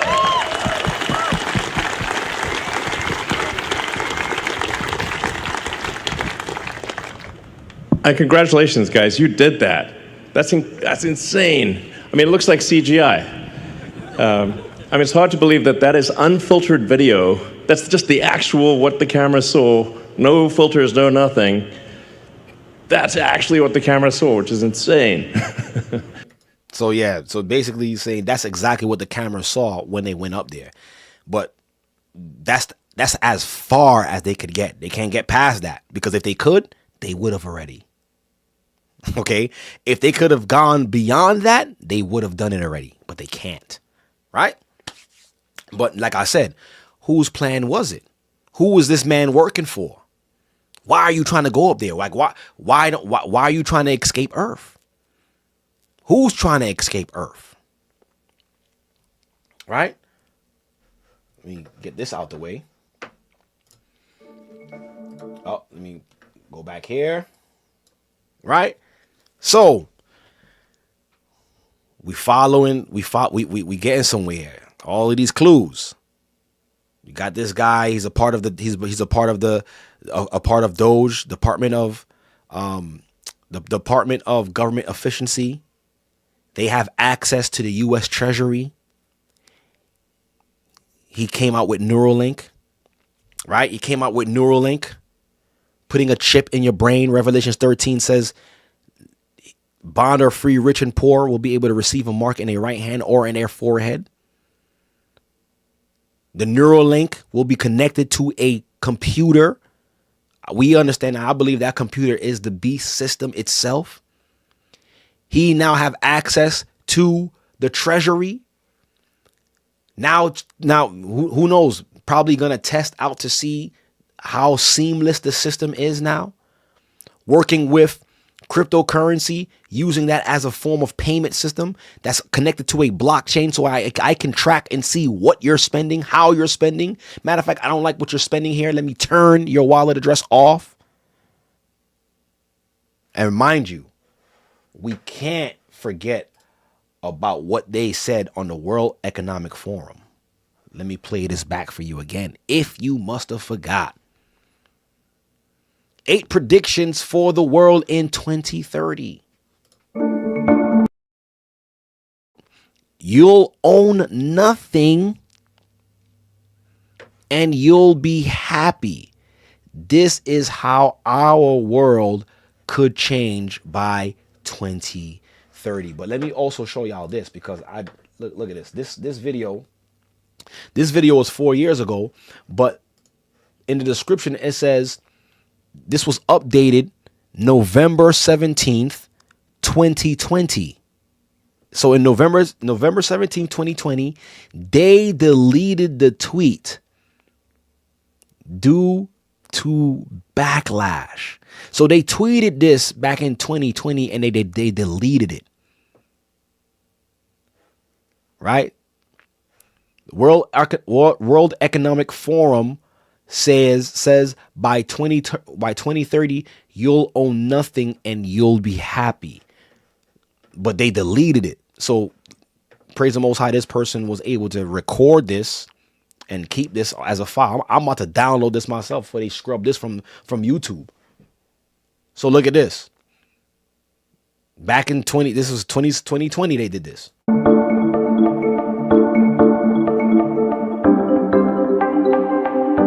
You'll own nothing and you'll be happy. Whatever you want, you'll rent, and it will be delivered by a drone. The U.S. won't be the world's leading superpower. Now, why is that something that needs to be addressed by 2030? And it goes back to what we just read earlier in Daniel chapter 2. There's a big divide. There is as strong as iron, but it's broken. It is weak. The powers that be cannot mix themselves together with man. It's not working. So this place cannot be a superpower by 2030. If we need our agenda to go throughout the world. So this is why we got to keep a keen eye on what's going on in these next couple of years. And this is what they said. I'm not saying this. They said this. The U.S. won't be the world's leading superpower. It's not going to be the leading one.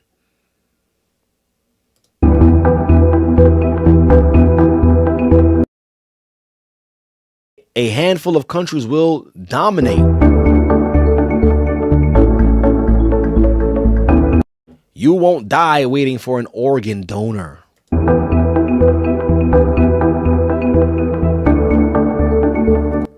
We won't transplant organs. We'll print new ones instead. Like, I mean, who wants a printed organ? I mean, you wouldn't need a printed organ or anybody's organ for that matter if you would just keep your temple right, eat right, exercise, be healthy, follow the dietary laws that's written in the Bible. You won't need to print to print another organ. And what's crazy is, matter of fact, I gotta pull that up. Matter of fact, I'm gonna be looking for that joint. I gotta show y'all that people are receiving pig organs. Like I was listening to the radio and somebody got a pig heart. Talk about your heart is unclean. Somebody got a pig's heart the other day, and they're watching to see how long he lives because the last two people who got pig organs died within like a couple of days. So, you know.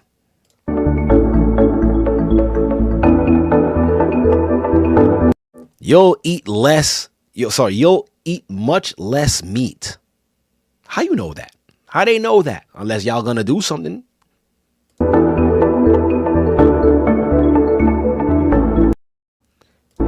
An occasional treat, not a staple for the good of the environment and our health.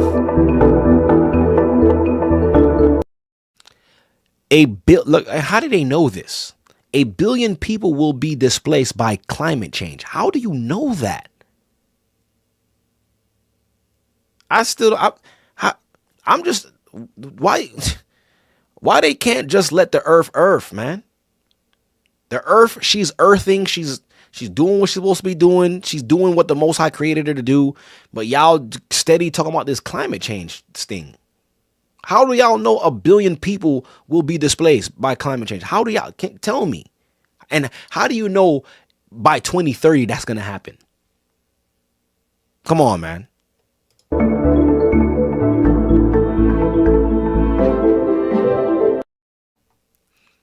We'll have to do a better job at welcoming and integrating,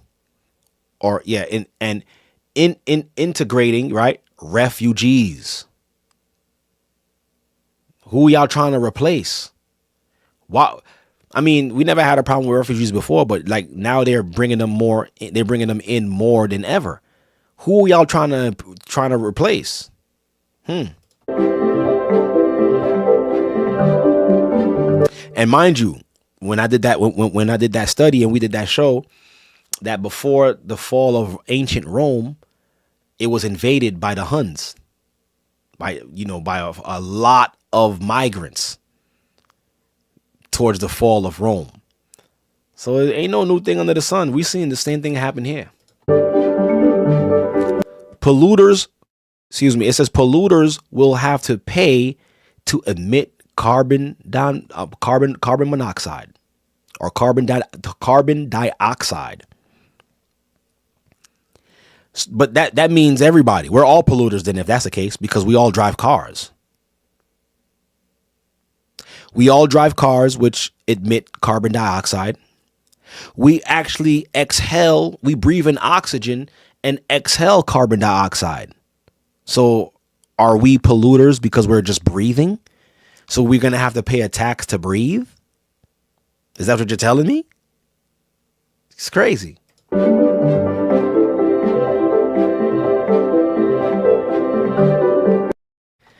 There will be a global price on carbon. This will help the fossil fuels history. And mind you, President Trump, I forgot what he said he was going to sign into. He was going to sign something, but I think he was going to get out of some type of deal. I forgot which country, because he was saying that the U.S., we will supply our own oil, our own gas, because we're sitting on the U.S. reserve on oil. How much we have in oil is ridiculous, but yet we keep buying it from other countries, and we have a reserve And it was said that the reserve could last a country generations. The country could be ran on the reserve alone for centuries. It's crazy.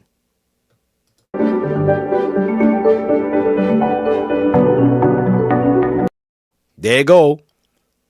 You could be preparing to go to Mars. And remember what your boy Elon Musk just said? There's an urgency to get to Mars. It ain't urgent. I don't know about y'all, but it ain't urgent for me to get there. I'm good here on Earth.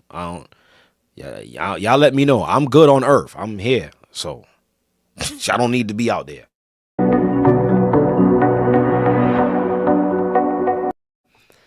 Scientists will have worked out how to keep you healthy in space. How about trying to keep people healthy on Earth? Huh? What? The Center of Disease Control has been, or what's that institution? What was that institution that was for cancer research? Been around for over 80 years. And there's still no cure for it. So where did all that money? Listen, let me not even talk so much about that. You know what I mean? I ain't even supposed to know that information, right?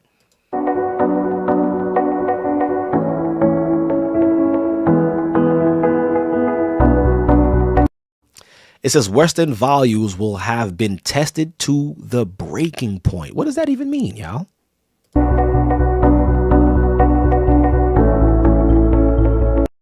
Checks and balances that underpin our democracies must not be forgotten.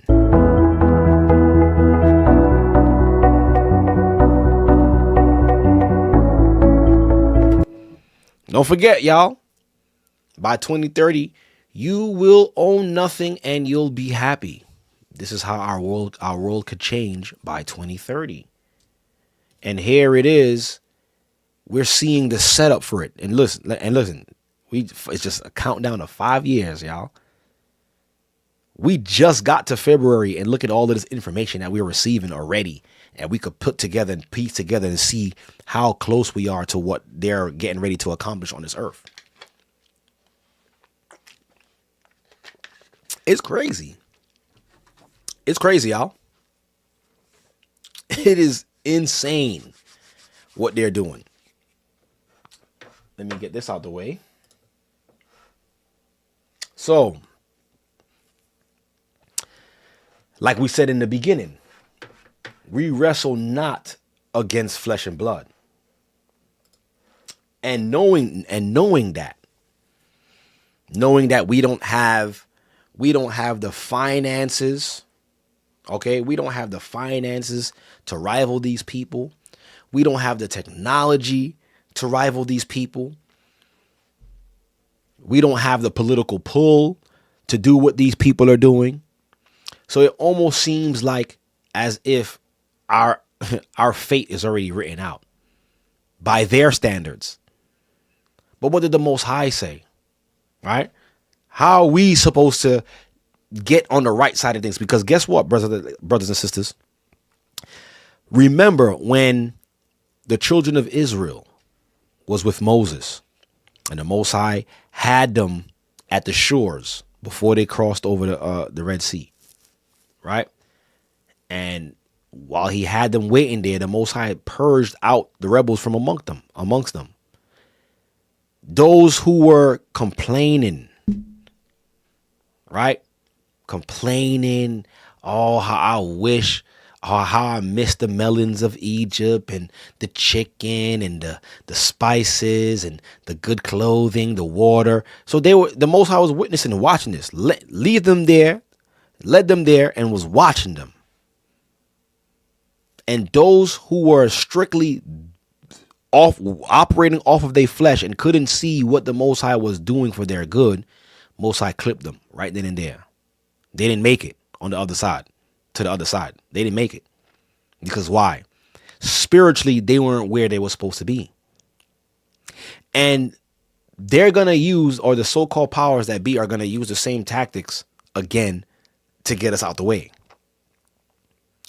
And now we understand how important it is when Christ said, with food, shelter, and raiment, to be thou with content. Because if you're content with with the food that he's providing for you, if you're content with the shelter that he's sheltering you with, and if you're content with the clothes that you have on your back, what else would you be lusting after? The only thing that you will be able to lust after is what they show you, what they can and cannot give you. So this is the reason why they're pushing for this, because they have to control what you have, what you can buy, what you can sell. If they have control over that, now they have control over your desires. What are you willing to do to have that car again? What are you willing to do to keep your job? What are you willing to do to be able to go see a movie? What are you able to do to sit down, to be able to go and sit down at a restaurant and eat with your family? And they tested us on that, didn't they? Just curious. Anybody know when they did this? Just curious. Just put it in the chat. When did they test us with that very thing? Put it in the chat real quick. When did they test us with that? Come on. When did they do that? Somebody got to put it in the chat.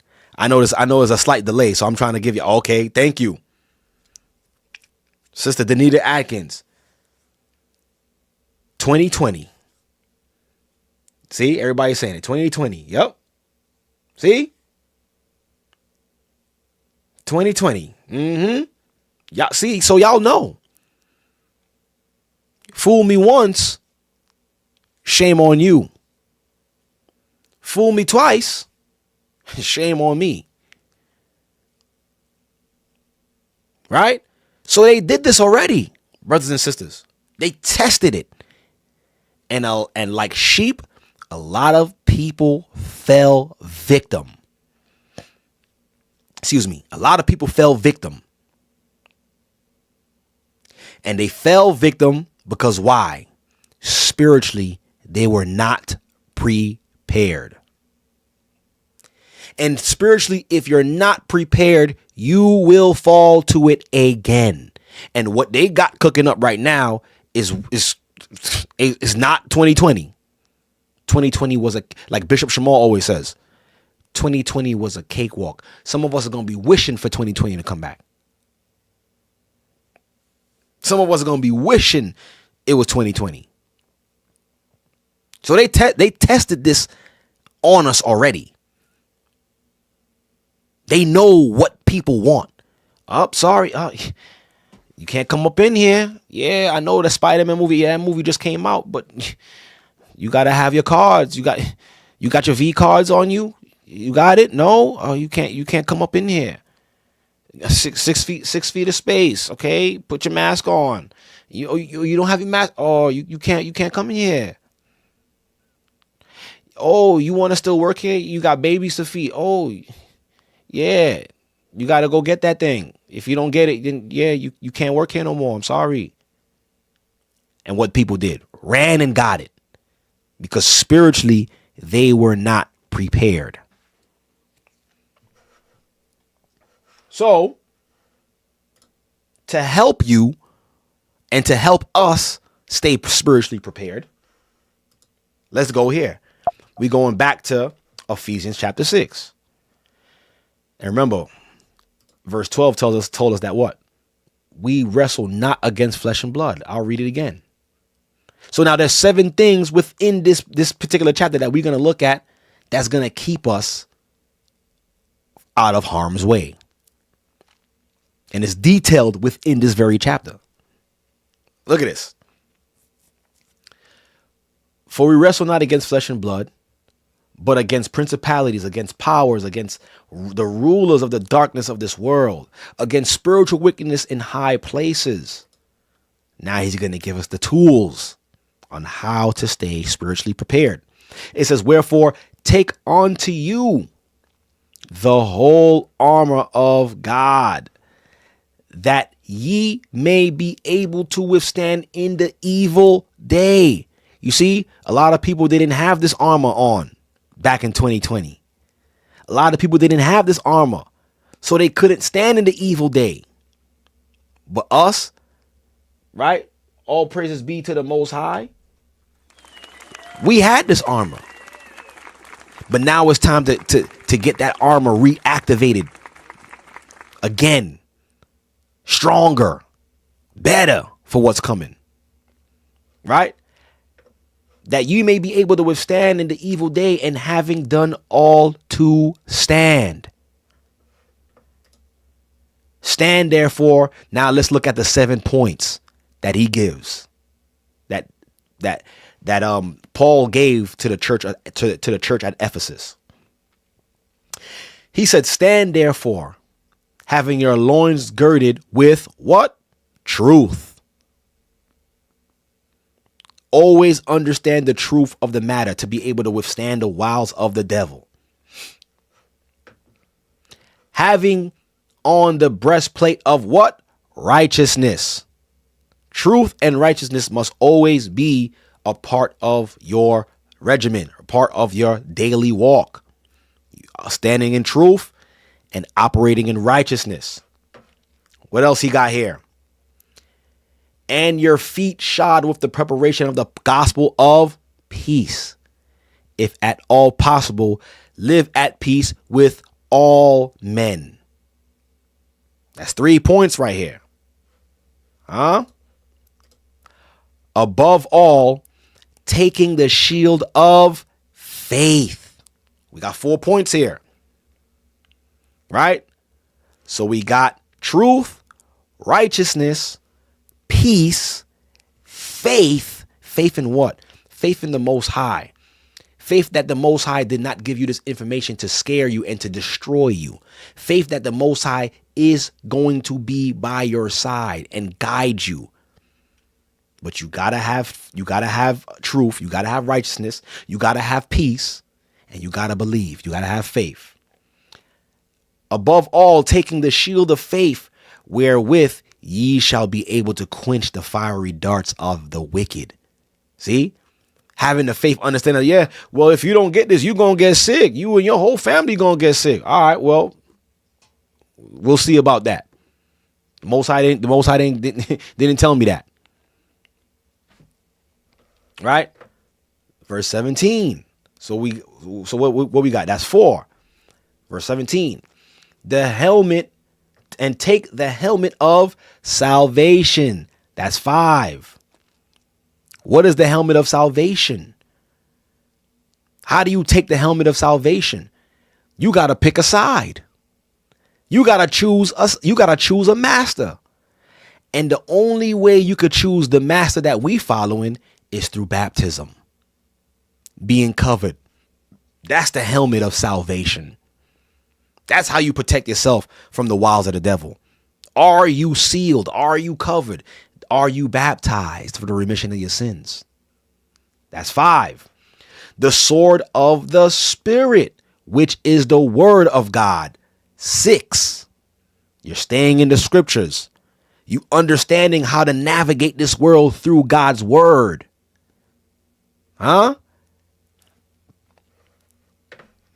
And the 7th and final, praying always. Verse 18.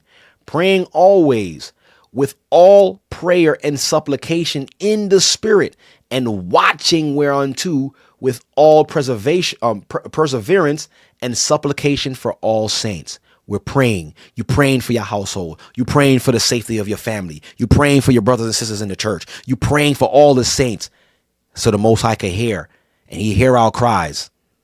That's 7. So the book of Ephesians chapter 6 just gave us the 7 points. And it's funny how it's 7 points. Gave us the 7 points on how to stay spiritually prepared against the spirits, against these principalities and these rulers of darkness in high places. Because like I said, we don't have the finances to rival these people. I can't shoot a rocket from my backyard and get into space. I can't do that. I'm sorry. I can't. I can't just be like, yeah, I'm creating this department in here in the government. Can you create it for me? I can't go up in there and get my own department and be a what's called a special government employee. I don't have that luxury. But I have Christ though. I got the Most High. I mean, that's the only thing I got, and I'm gonna use that because this is where it got me thus far. So here it is. We've unlocked how to stay spiritually prepared against what's coming for us. And that's why I took the whole length of the show to show y'all what's coming. And as a watchman, I'm just sounding the alarm. Now it's up to you if you want to pick a side and be out of harm's way, or you want to be like, all right, this don't exist. Well, he just said, it don't matter. I'm going to go rock myself back to sleep. I got to go see that game tomorrow. I got to go to the movies. I got to go get something to eat. I'm still doing me. I got to get this degree. Hey, it's on you. It's on you. The only thing we could do is sound the alarm. And those who hear the alarm will get out the building because the building is burning.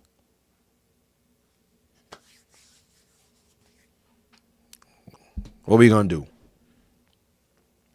This and looking at this world, man. We need the Most High to send Christ like tomorrow, man. But there's still a lot of people that need to receive this gospel. There's still a lot of people that need to repent, and not most importantly, there's still a lot of people, still a lot of souls that the Most High has to send into the world.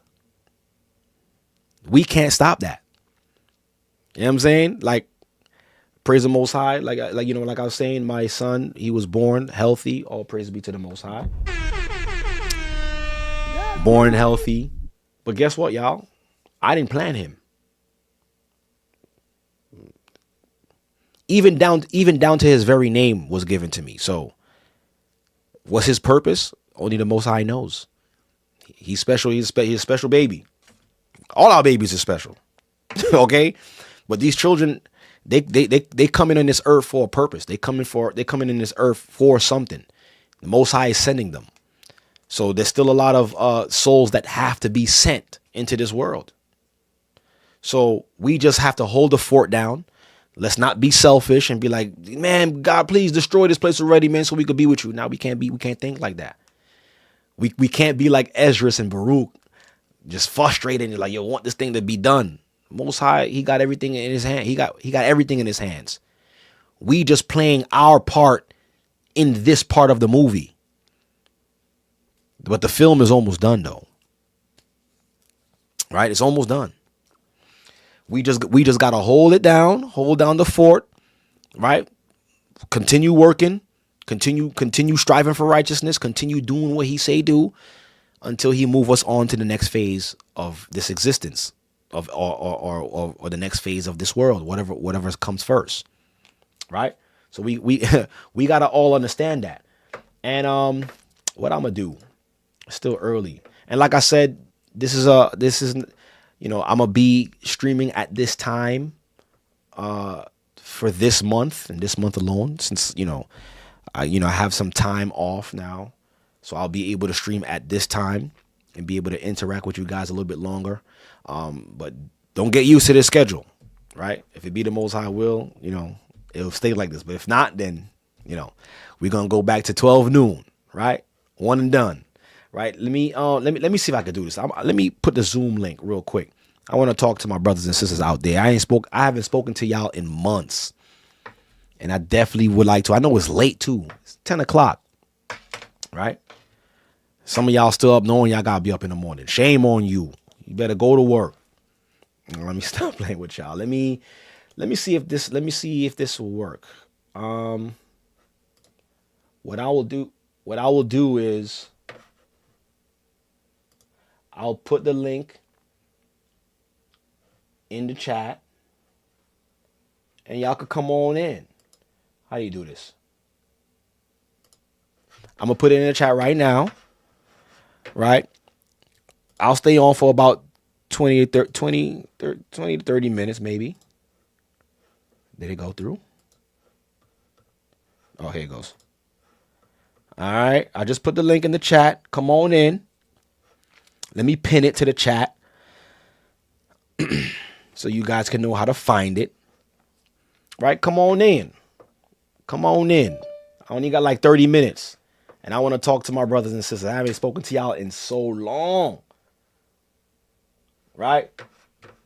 Oh, I got the first one in. Sister Danita Atkins. Here we go. Shalom. You can unmute yourself if you can. Shalom. Sister Danita. What's going on, sis? Where you at? You at work? You at work right now? You grinding right now? I'm at Amazon. It's the end of the night. Okay. So, Nice. I'm blessed. I got blessed last year. Became an RTS manager. So, you know, All praises. the Most High been good to us, and I ain't got nothing to complain about. Like I'm just sitting back like everybody else, and just keep continuing to do the work. I'm blessed for my elders and deacons, and just staying in prayer and just doing what I gotta do every day to make All sure praises. that I get to the end of this thing. But Of other than course. that, man, I ain't got nothing to complain about. We I'm got to happy. endure. Yeah. All praises. So, All praises. Thanks for bringing out that good lesson tonight. It was a All good praises. lesson. And I hope this reached the world that everybody see that we got work to do. The righteous got work to do. Mm-hmm. And none of us, can ever prepare for, what's to come. But the Most High gave us a blueprint. So we just ready to get it done. And just like you said, keep the full armor on and we'll be all right. Of course. That's all we could do. Right. Unless you got some billions somewhere, we could build a spaceship and try to get to Mars. You got that? Nah, I ain't trying to go to Mars. All praises. All The right. Most All High praises. said He gonna destroy all this mess. So hey, it's what it is. It is what it is. All right, my sister. I appreciate you. I mean, you could stay on, or you could let yourself out. I got another sister in here. It's got sister Sandra Duckworth. All right. Shalom. Shalom, sis. Great hearing from you. Shalom. Hey, Shalom. You got a camera or no? It's okay if you don't. Yeah, this is the first time. I'm sorry. Here we go. Can you see me? Oh, I'm sorry, Elder.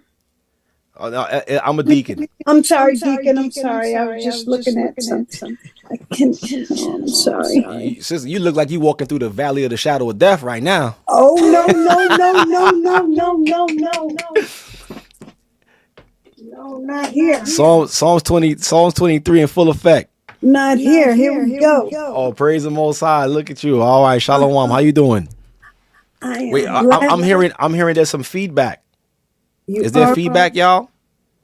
No. I'm hearing. Okay, they telling me there's an echo. Oh, no. Wait, hold on. Maybe I should go off and come back on.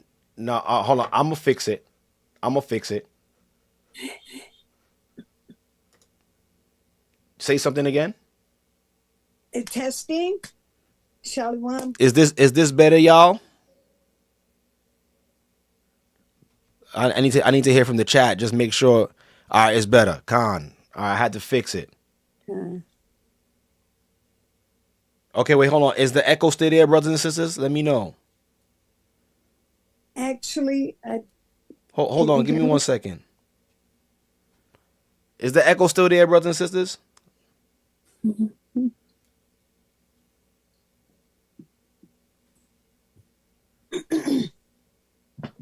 Okay, I'm seeing it's much better. All right, praise the Most High. All right. I ain't know why it was echoing like that, but I think I seen it here. I fixed it. All right, go ahead, my sister. What's going on with you? Okay, I just want to say I'm just so thankful to be here. I am just so thankful. I did not actually know I was going to be coming on. Mm-hmm. And so I just want to praise the Most High God and just say thank you for all you all leaders and deacons and elders do. All praises be to the Most High, because we all servants to the Most High. We got to care for His flock. Y'all His flock. Yes. Keep me and my family up in prayer. That we Definitely. continue to praise and follow the commandments, Let me ask laws, and you. statutes. Let me ask. Where are you calling from? What body are you a part of? I was in the body of Washington body, and I moved to Arizona. I have not established a place in Arizona body yet because I've been just dealing with a lot of death. And so just back and forth and unstable. And so now I'm just trying to get stable. Yeah. I But mean, I'm still in Seattle. it could definitely be a lot because you and me, we got the same type of trial. Recently, I just buried my one of my high school friends, and what's crazy is I have to bury actually my father next weekend, the man who raised me. I'm It sorry was to hear and that. thank you for your condolences. And what it is it was kind of surreal because my son was born last week Thursday, and Oh, he passed. bittersweet. I'm sorry. Yeah, and then he passed the next morning. So it's like the Most High gave a life and took one. So it's like I should be celebrating, but I'm also mourning. But I'm not mourning because I know that he was a good man, and I know the Most High received him. So we just gotta have that confidence and understanding, not be like others who mourn, not really knowing what's on the other side. You know? Yeah, that's such the blessing. That is such a blessing. Yeah. Yeah. So I don't want to hold you much longer, Deacon. Next time I would definitely be prepared. Okay, but I'm But definitely gonna write your name down, Sister Sandra. Keep you in prayers, please, but definitely reach out to or send an email so that way you could get connected to somebody, so that way you're not doing this walk alone. You know? I know because I feel just like, you know what, Deacon? I feel loose. I feel I have no covering. I just feel like I'm lost. Out there, I just everybody's gone. I've had probably about 15 deaths in about a matter of probably 10 months. Oh my All goodness. close, very close, My very close. condolences. I'm sorry to hear And that. so I'm just kind of walking alone, not basically alone, but I don't have the communication that I feel I need. Besides, me and the Most High God, I still, I'm still faithful as to read my scriptures, but I still feel loose. All right, well, sister, this is why the Most High and Christ put the body together, so that way we not alone. Right? Yeah. You do have an outlet. You do have people that you can reach out to and talk to and be encouraged and not do this walk alone, because it's going to be tough for anybody to do it alone. So Yeah. just Yeah. really And it's send an not email, that. and just and really reach out, so that way you could get connected. Okay. All right. I will. I would definitely do that. Definitely do that. Thank you so much, No Deacon. I problem, sister. appreciate you. I appreciate you. Bless you, and may the Most High send you comfort and healing. Thank you. All right. I'll Thank keep you in you. my prayers, Sister Thank Sandra you. Duckworth. Thank you. And likewise. Yes. Likewise. All right, my sister. You be blessed. You as well. Thank All you, right. Deacon. Shalom. Shalom.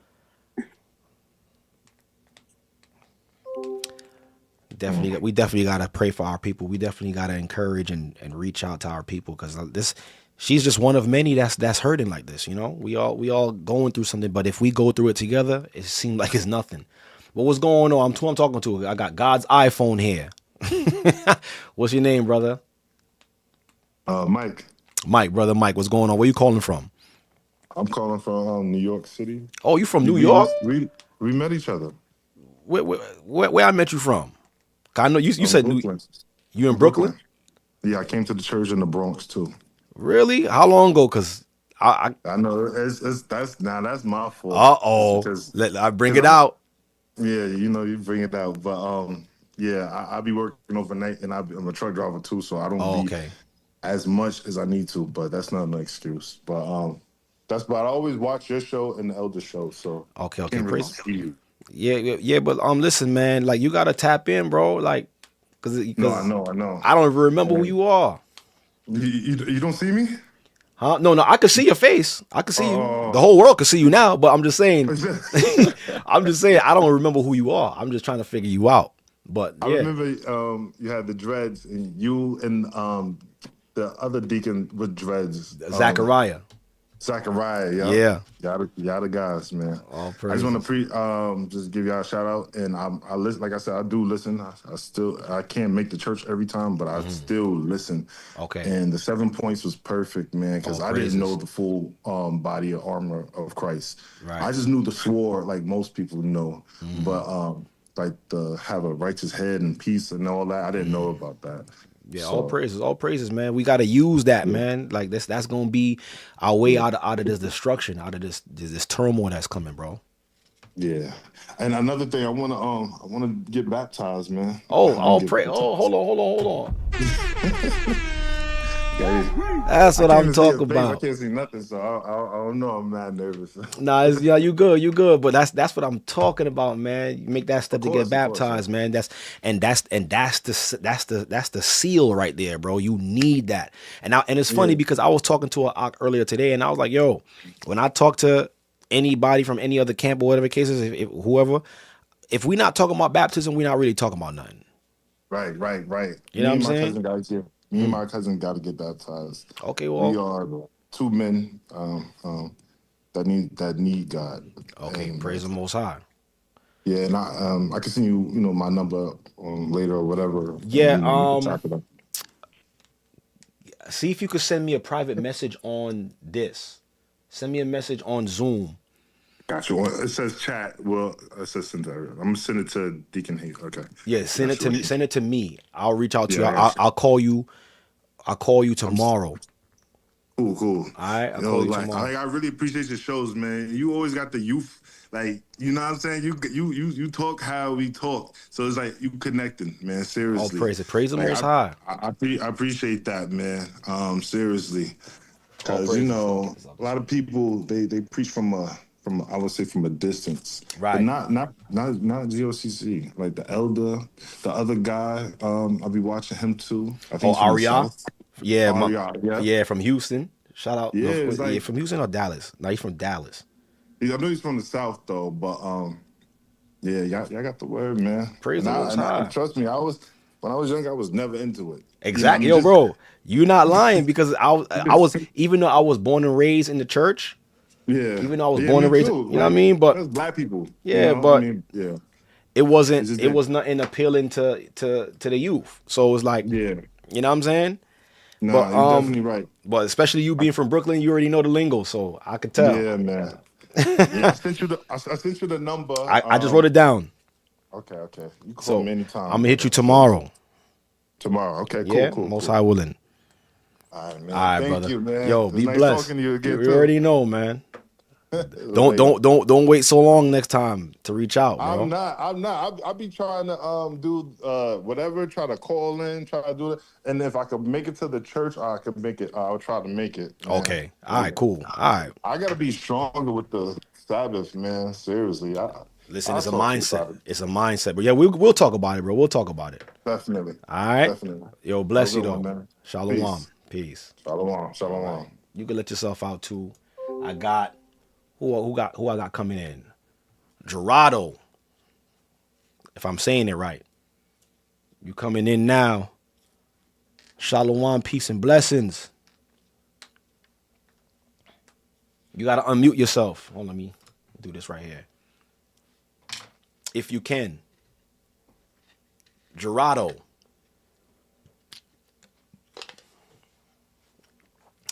You on now, brother. Or sister, I hope. I hope it's brother.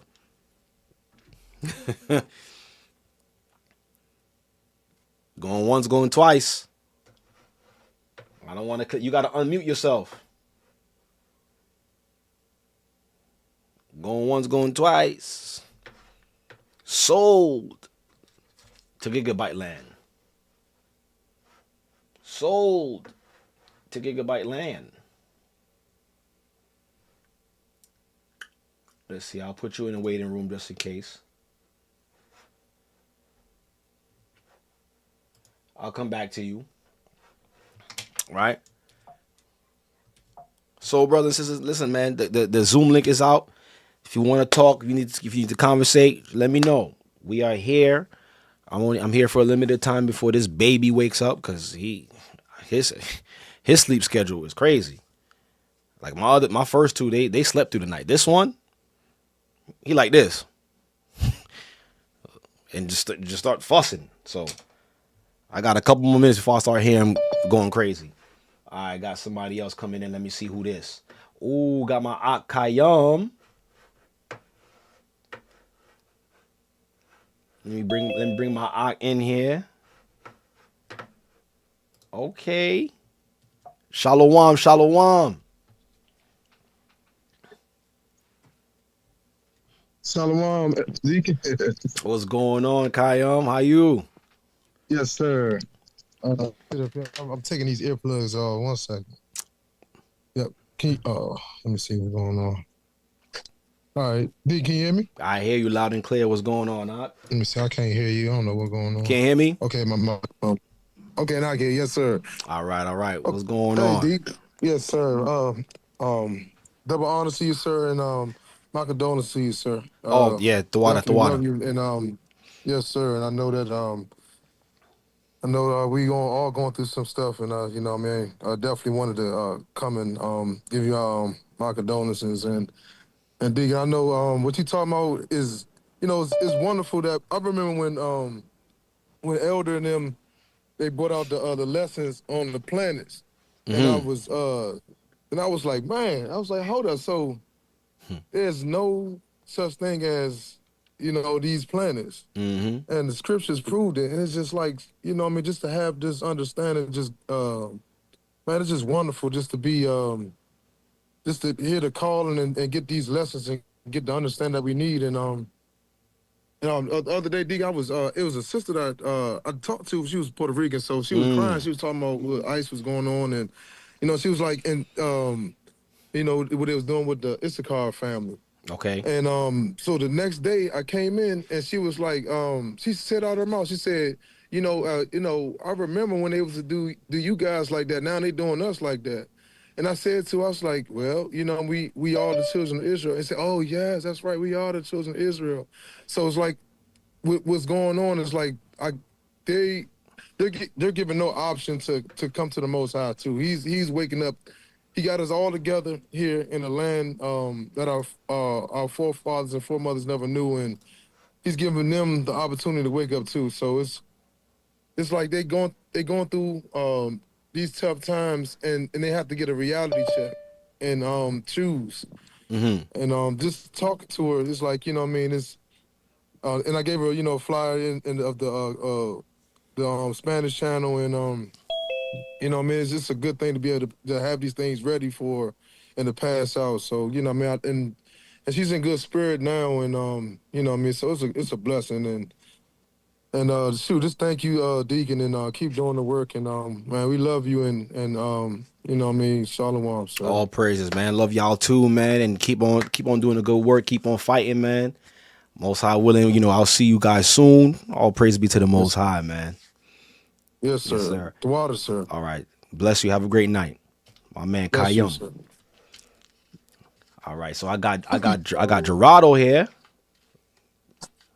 Fine. Okay, you got your setup good, everything good. Your mic, camera here, I see you. Then I got Dawada next. You can hear me? Yeah, Deacon, can you hear me? I hear you loud and clear, brother. What's going on? Where you calling from? And did I say your name properly? Yeah. All right. Yeah, you did. All praises. All right. Where you calling from? I'm calling from Idaho. Idaho. Oh, okay. Yeah. All praises. What's going on? Talk to me. Well, I just want to say it's an honor to talk to you, Deacon. I follow you know, a gathering 144 GOCC, and nothing but truth there. All praises. All praises. And yeah, I just wanted to like add a little bit of what, like, some information that I've came across about Elon. Go ahead, bring it out. 'Cause I'm trying to figure this man out myself. Go ahead. So I found out that there's like this book that was written in the 1900s as well, and it's called Project Mars. And Let me write that down. Project Mars. Okay, go ahead. And in that book, they're basically trying to go to Mars and make it a live in Mars, pretty much in a nutshell. And the to make a long story short, the leader in the book and the one that was going to be in charge of Mars went by the name the Elon. Really? And this book was written in the 1900s? Yeah. That's crazy because there's another book with Donald Trump's son that was written in the 1900s. And I forgot what it was called. I think it was The Adventure of Barons. I forgot what it was called, but it's a similar book. Oh, no, I think it's called The Last President. Yeah. I heard you guys bring that out. Yo, and you said that in this book, the same guy, his name is called Elon. Yeah. All right, go ahead, continue. This is crazy. Yeah, and I mean that's pretty much what I have to say with that. And then there's also like 2 videos of Trump when he was running for president in his rallies, and he was like reading a poem, I believe, in like 2 separate occasions. And one part of the poem, it went like, "You knew I was a serpent before you let me in." And I just find that kind of I didn't even hear about that. That's crazy itself. Yeah. So I mean, like he's basically letting us know what he's about and what he is. Yeah. But yeah, that's pretty much all I have to say, just to kind of add a little bit to the show, Deacon. I appreciate it. I appreciate it, especially this information. Project Mars. I'm gonna look it up. Who's the author? You remember, or I'll probably just Google it. I'll probably find it. Yeah, I'm pretty sure you will. I can't remember the author. Project Mars, and the guy name was Elon. You see, ain't nothing. These people be planning things centuries in advance, bro, years in advance, and it's like we now starting to unravel now in our time. But I appreciate you, man, calling in. But you say you from Idaho? Are you part of the body, or you just be watching? Yeah, I mean, pretty much just watching right now. There isn't a body here in Idaho, right? Is Idaho next to, like, where is it next to? 'Cause I'm not too good with the maps and all of that. Northwest, right next to Washington, Oregon, below Canada. Oh, yo, so it's all okay. I know exactly where you are now. Yeah, I don't think there is a body here. I don't think so. Nah, not in Idaho. But one more thing, I'm definitely making some moves to be able to come into more means, to be able to like travel more. Okay. So definitely gonna be visiting the one closest to me when I get done doing certain things. Yeah, definitely. But definitely reach out, bro. Definitely like send an email so that way, the elders could connect you with the right body that's close to where you are, so that way you could get connected, bro. Okay, I will do. Definitely, man. Definitely. All right, man. Well, you could always pop back in anytime, bro. But send the email though. I'm trying to figure out who would you send the email to. You would have to. Matter of fact, I'll have to take down your number and probably see if I probably could text you or send an email. Send me an email, and then I gotta find out who you could send an email to. So that's how we're gonna have to do that, right? Okay. Send me emails. You could take down this email, bornoflevi@gmail.com. All right, Deacon, for sure. I'll listen to the rerun to mark it down. Right. Send me an email with your name and everything, and then I'm gonna find out who you can send that email to, which region. All right. Get tapped in. Right. All right, my brother. I appreciate you. Appreciate your patience as well too. Yeah, yours too. My bad. It's my first time using Zoom. No, it's all good. All right, man. Bless you. Have a blessed night, and don't forget to send that email. Let's connect. All right, Deacon. All right. Shalom.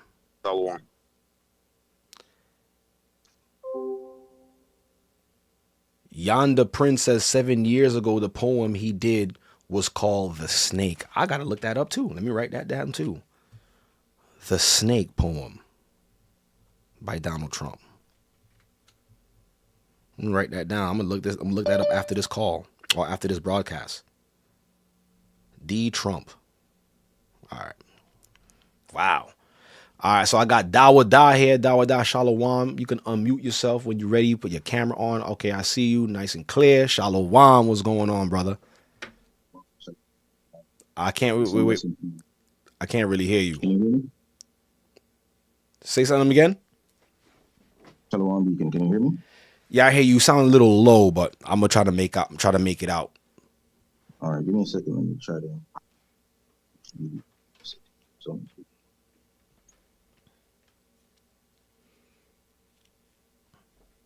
Yes, sir. Can you hear me better? Yeah, much better. Praise the Most High. Double honors to you, Deacon, man, and peace and blessings to all the brothers and sisters online. Condolences to you and the family. Yes, sir. Thank you. Yeah, man. Big congratulations as well for the newborn. Shouting out from GOCC Jamaica. Yes, sir. We in the house. Yes, sir. Yes, sir. Yeah, I just want to thank you for the hard work that you've been doing. For the consistency. Praise the Most High. For all the work that you're doing. Double honors to the elders as well. All the men who are fit and working so hard, so that we can be fed. It's a pleasure to actually, we're fully booked all week. Mm-hmm. We have lessons all through. So yes, sir. Yeah. Most you cracked me up tonight when you mentioned that, when Elon Musk is talking, you take the mic from him and, say that, hey, nobody going in. Yeah, listen, somebody should have jumped on that stage and let them know, we're not going nowhere. All right. No, we're not going anywhere. You understand? That's right. Yeah. So, thank you again, Deacon, man, for keep bringing that fire, keep our lamps lit so that we can, make sure that we're playing our part.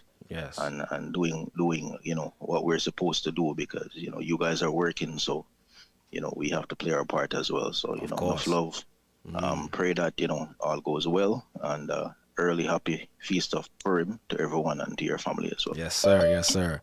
Bless you, my brother, straight from Jamaica. I gotta make my way out there, man. I know there's a lot of love out there. I just can't wait to come out there, man. And I want to. All right, let me just tell you this. One of my dreams is to visit all of the bodies, if I can. That's one of my dreams. But if the Most High wills it, then it'll happen. But until then, I'm there with y'all in spirit. Yes, sir. Well, bless y'all, and y'all doing a great job out there in Jamaica, and y'all holding it down, man. And you know what I mean, y'all bunning out everything over there. So I already know. That's right.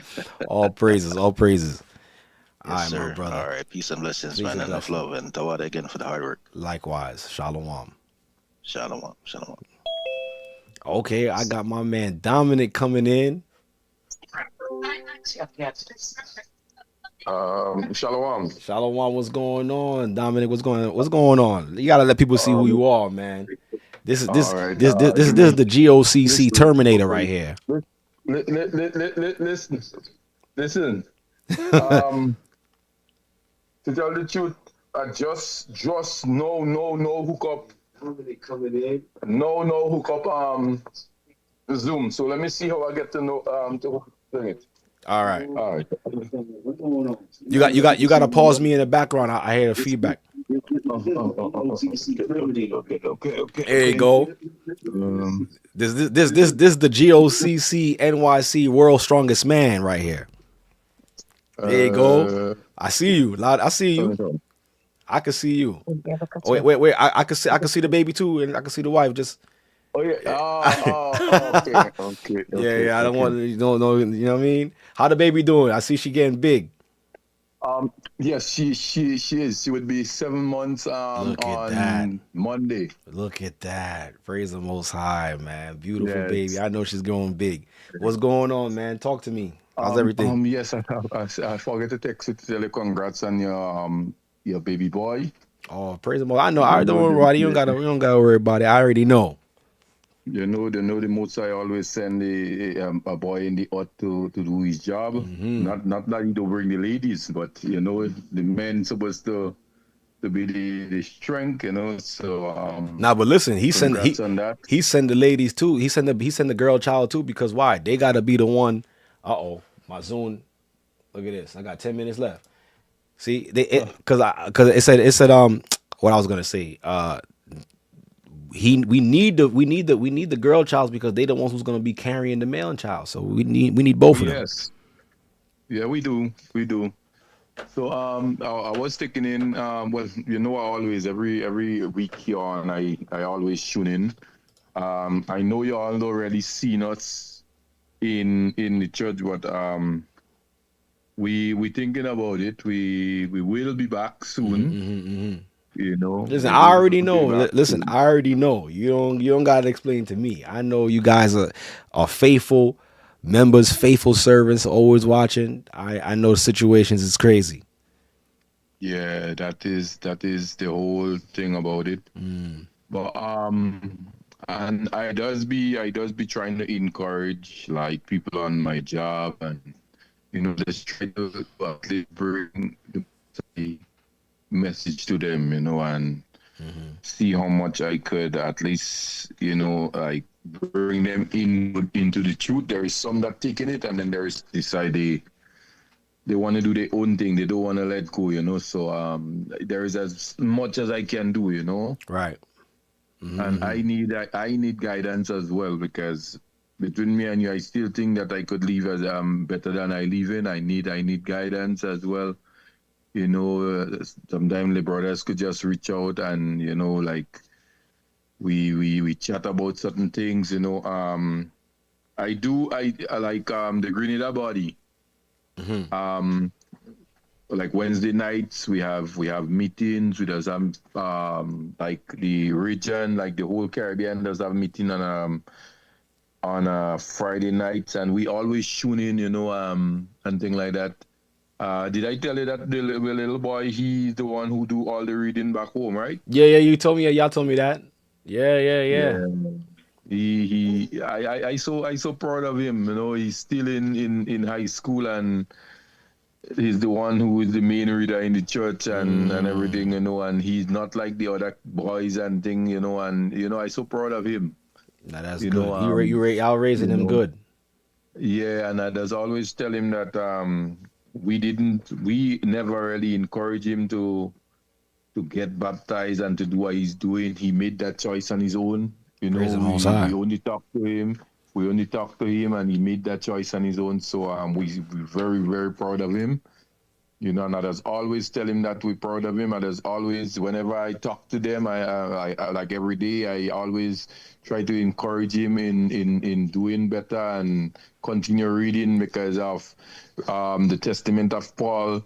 If you are a reader of the word and you don't believe in what you're reading, what the punishment going to be and all those things, so I always try to encourage him. I want him to be a better person than he is as well. Yeah, he's gonna get there. Trust me, he's listening. And what's the best part about it is he's the main reader for the church, so he definitely listening. He's the main reader for the church. So he reading the word often. So he learning, and he's getting it. Yeah, even when they go and do street preaching, he is the main, the main reader for the church. And I'm proud of him, man. And he's only 15. He's 15? Yeah. Oh, praises. He's only 15. He's only 15 years, and that's good. And he started doing that since he was like 14, and I'm telling you, I am so proud of this little one. Yeah. Well, hold on real quick. Somebody named Edna Barron says there's a body in Grenada. Yeah, there's a body in Grenada. You got to reach out. That's the body that the officer Robert, and and the body down there. I also in the planning committee with them down there, like when they have planning and stuff. I also would join in with them and do the planning with them and everything, so I try to keep it, You know, even Bishop Yakazakwa, we chat on a Friday night when we have the meeting for the whole Caribbean and stuff. So you know, I keep in contact with the roots. You know. Yes. So the person who asks, Yeah, reach out to your leadership so they can reach out to Bishop Yatazakawa, and they can set it up for you when you ready to go and visit. Right? So, just reach out to your local leadership. Remember that's home, eh? Grenada is home. Yeah, Grenada is home, and I know most of the members in the gathering and everything. So, I feel like home, whenever with them, you know what I mean? All praises, all praises. Yeah, like Purim coming up, and they invite us to the Purim gift exchange and everything with them. So, we taking part in it. It's just a blessing. Knowing the family that that we have right now. The church and everything. It's a blessing. It's one of the most proudest thing that I ever think I is a part of. All praises. My wife does do when the sisters have the meeting on a Monday night. My wife does host it. She hosts one Monday night gone, and she was asking them how did they get into the truth? And listen to me. There is certain things that we women especially hold inside that they need to get out. That they had so much of tears in how they end up with the Mosai. They have so much of hurt, so much of pain. Like when I think I just be just there, I'm not in the meeting, but I just listen, and I'm telling you, it does be touching. So I think what we should do, if we have like where the women could reach out to the women just to talk about certain things on their mind, just to make them feel more comfortable, Not every time we see in Shabbat alone, we need to say hi. Right. We need to keep in contact and everything like that, just to for the bond to be stronger, because a lot of ladies walking around all day with so much on their mind that they need to at least speak it out. Right.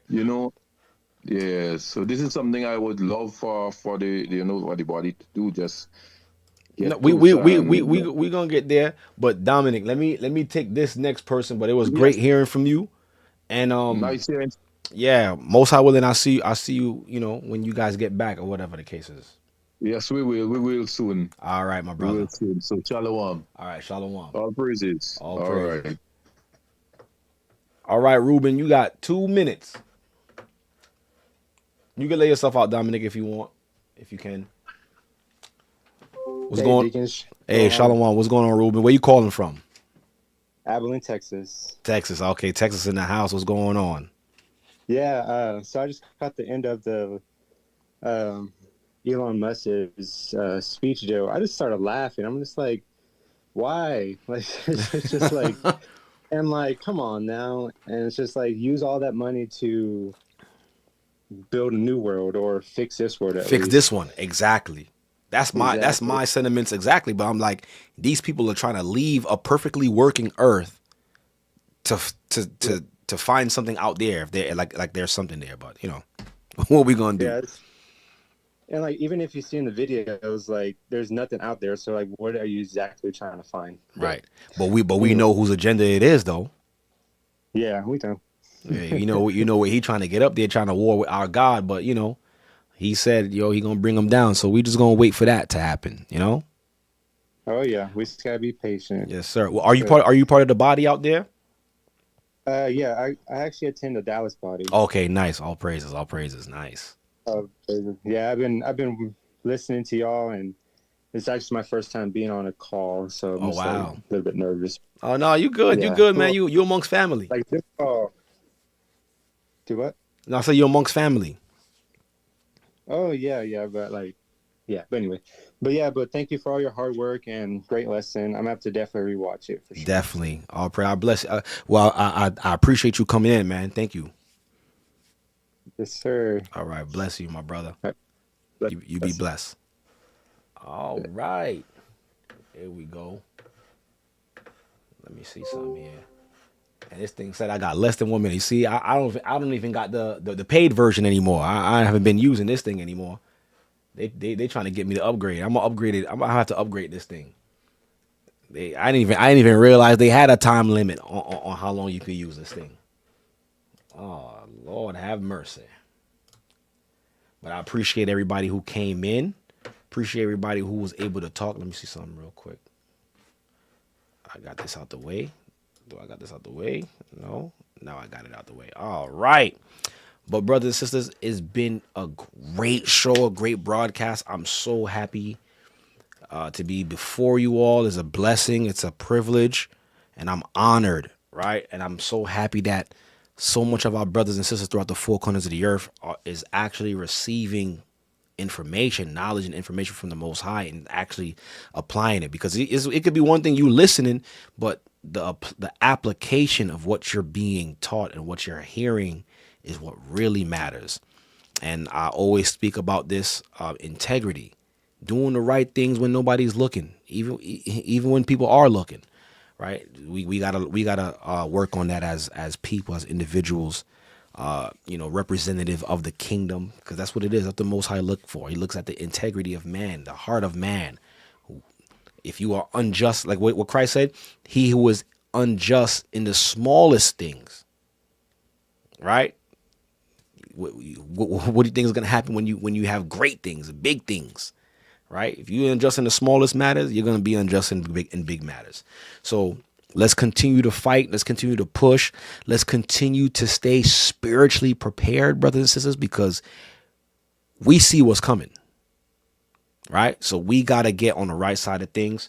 And I bless y'all for coming in. And matter of fact, don't forget, yes, Purim is coming up, man. Listen, and if you have young children, brothers and sisters, it's very important to not just give them the gifts, but really sit down and read the story with them and have them understand why they give gifts. Because my son, he understands the story because like I quiz him on it all the time, but he's so excited about Purim because that's the time that we give gifts, so we you want to make these holy days memorable for them, so that way they can carry on the tradition with their children, right? So it's such a great feeling going through these feast days with them and seeing how they appreciate the feast days and how they look forward to it. It's almost amazing. It's like it reminds me of how we used to look forward to Christmas and Thanksgiving and all these things, but now we have this culture. We have the Most High's feast days. We have our culture back, and just to see how our children looks forward to it is just it's like, the Most High, he's good on his word. That's all I could say. He's always good on his word. So brothers and sisters, I appreciate y'all, man. It's been a blessing. It's been a great time. Like I say every night, y'all already know. I didn't play that sound bit in a minute, but y'all already know. I had to bring it back. You could be anywhere in the world, but you're now tuned into the Born of Levi experience. Bless y'all. Peace and blessings. I love y'all. Stay prayed up. Sin not. Let's keep fighting. Right? Listen, we owe it to each other, man. We're accountable to each other, not just to yourself, but we're accountable to each other. Always remember that, because we're one body. I'm not separate from y'all. So what you doing will affect the body. Always remember that. Message.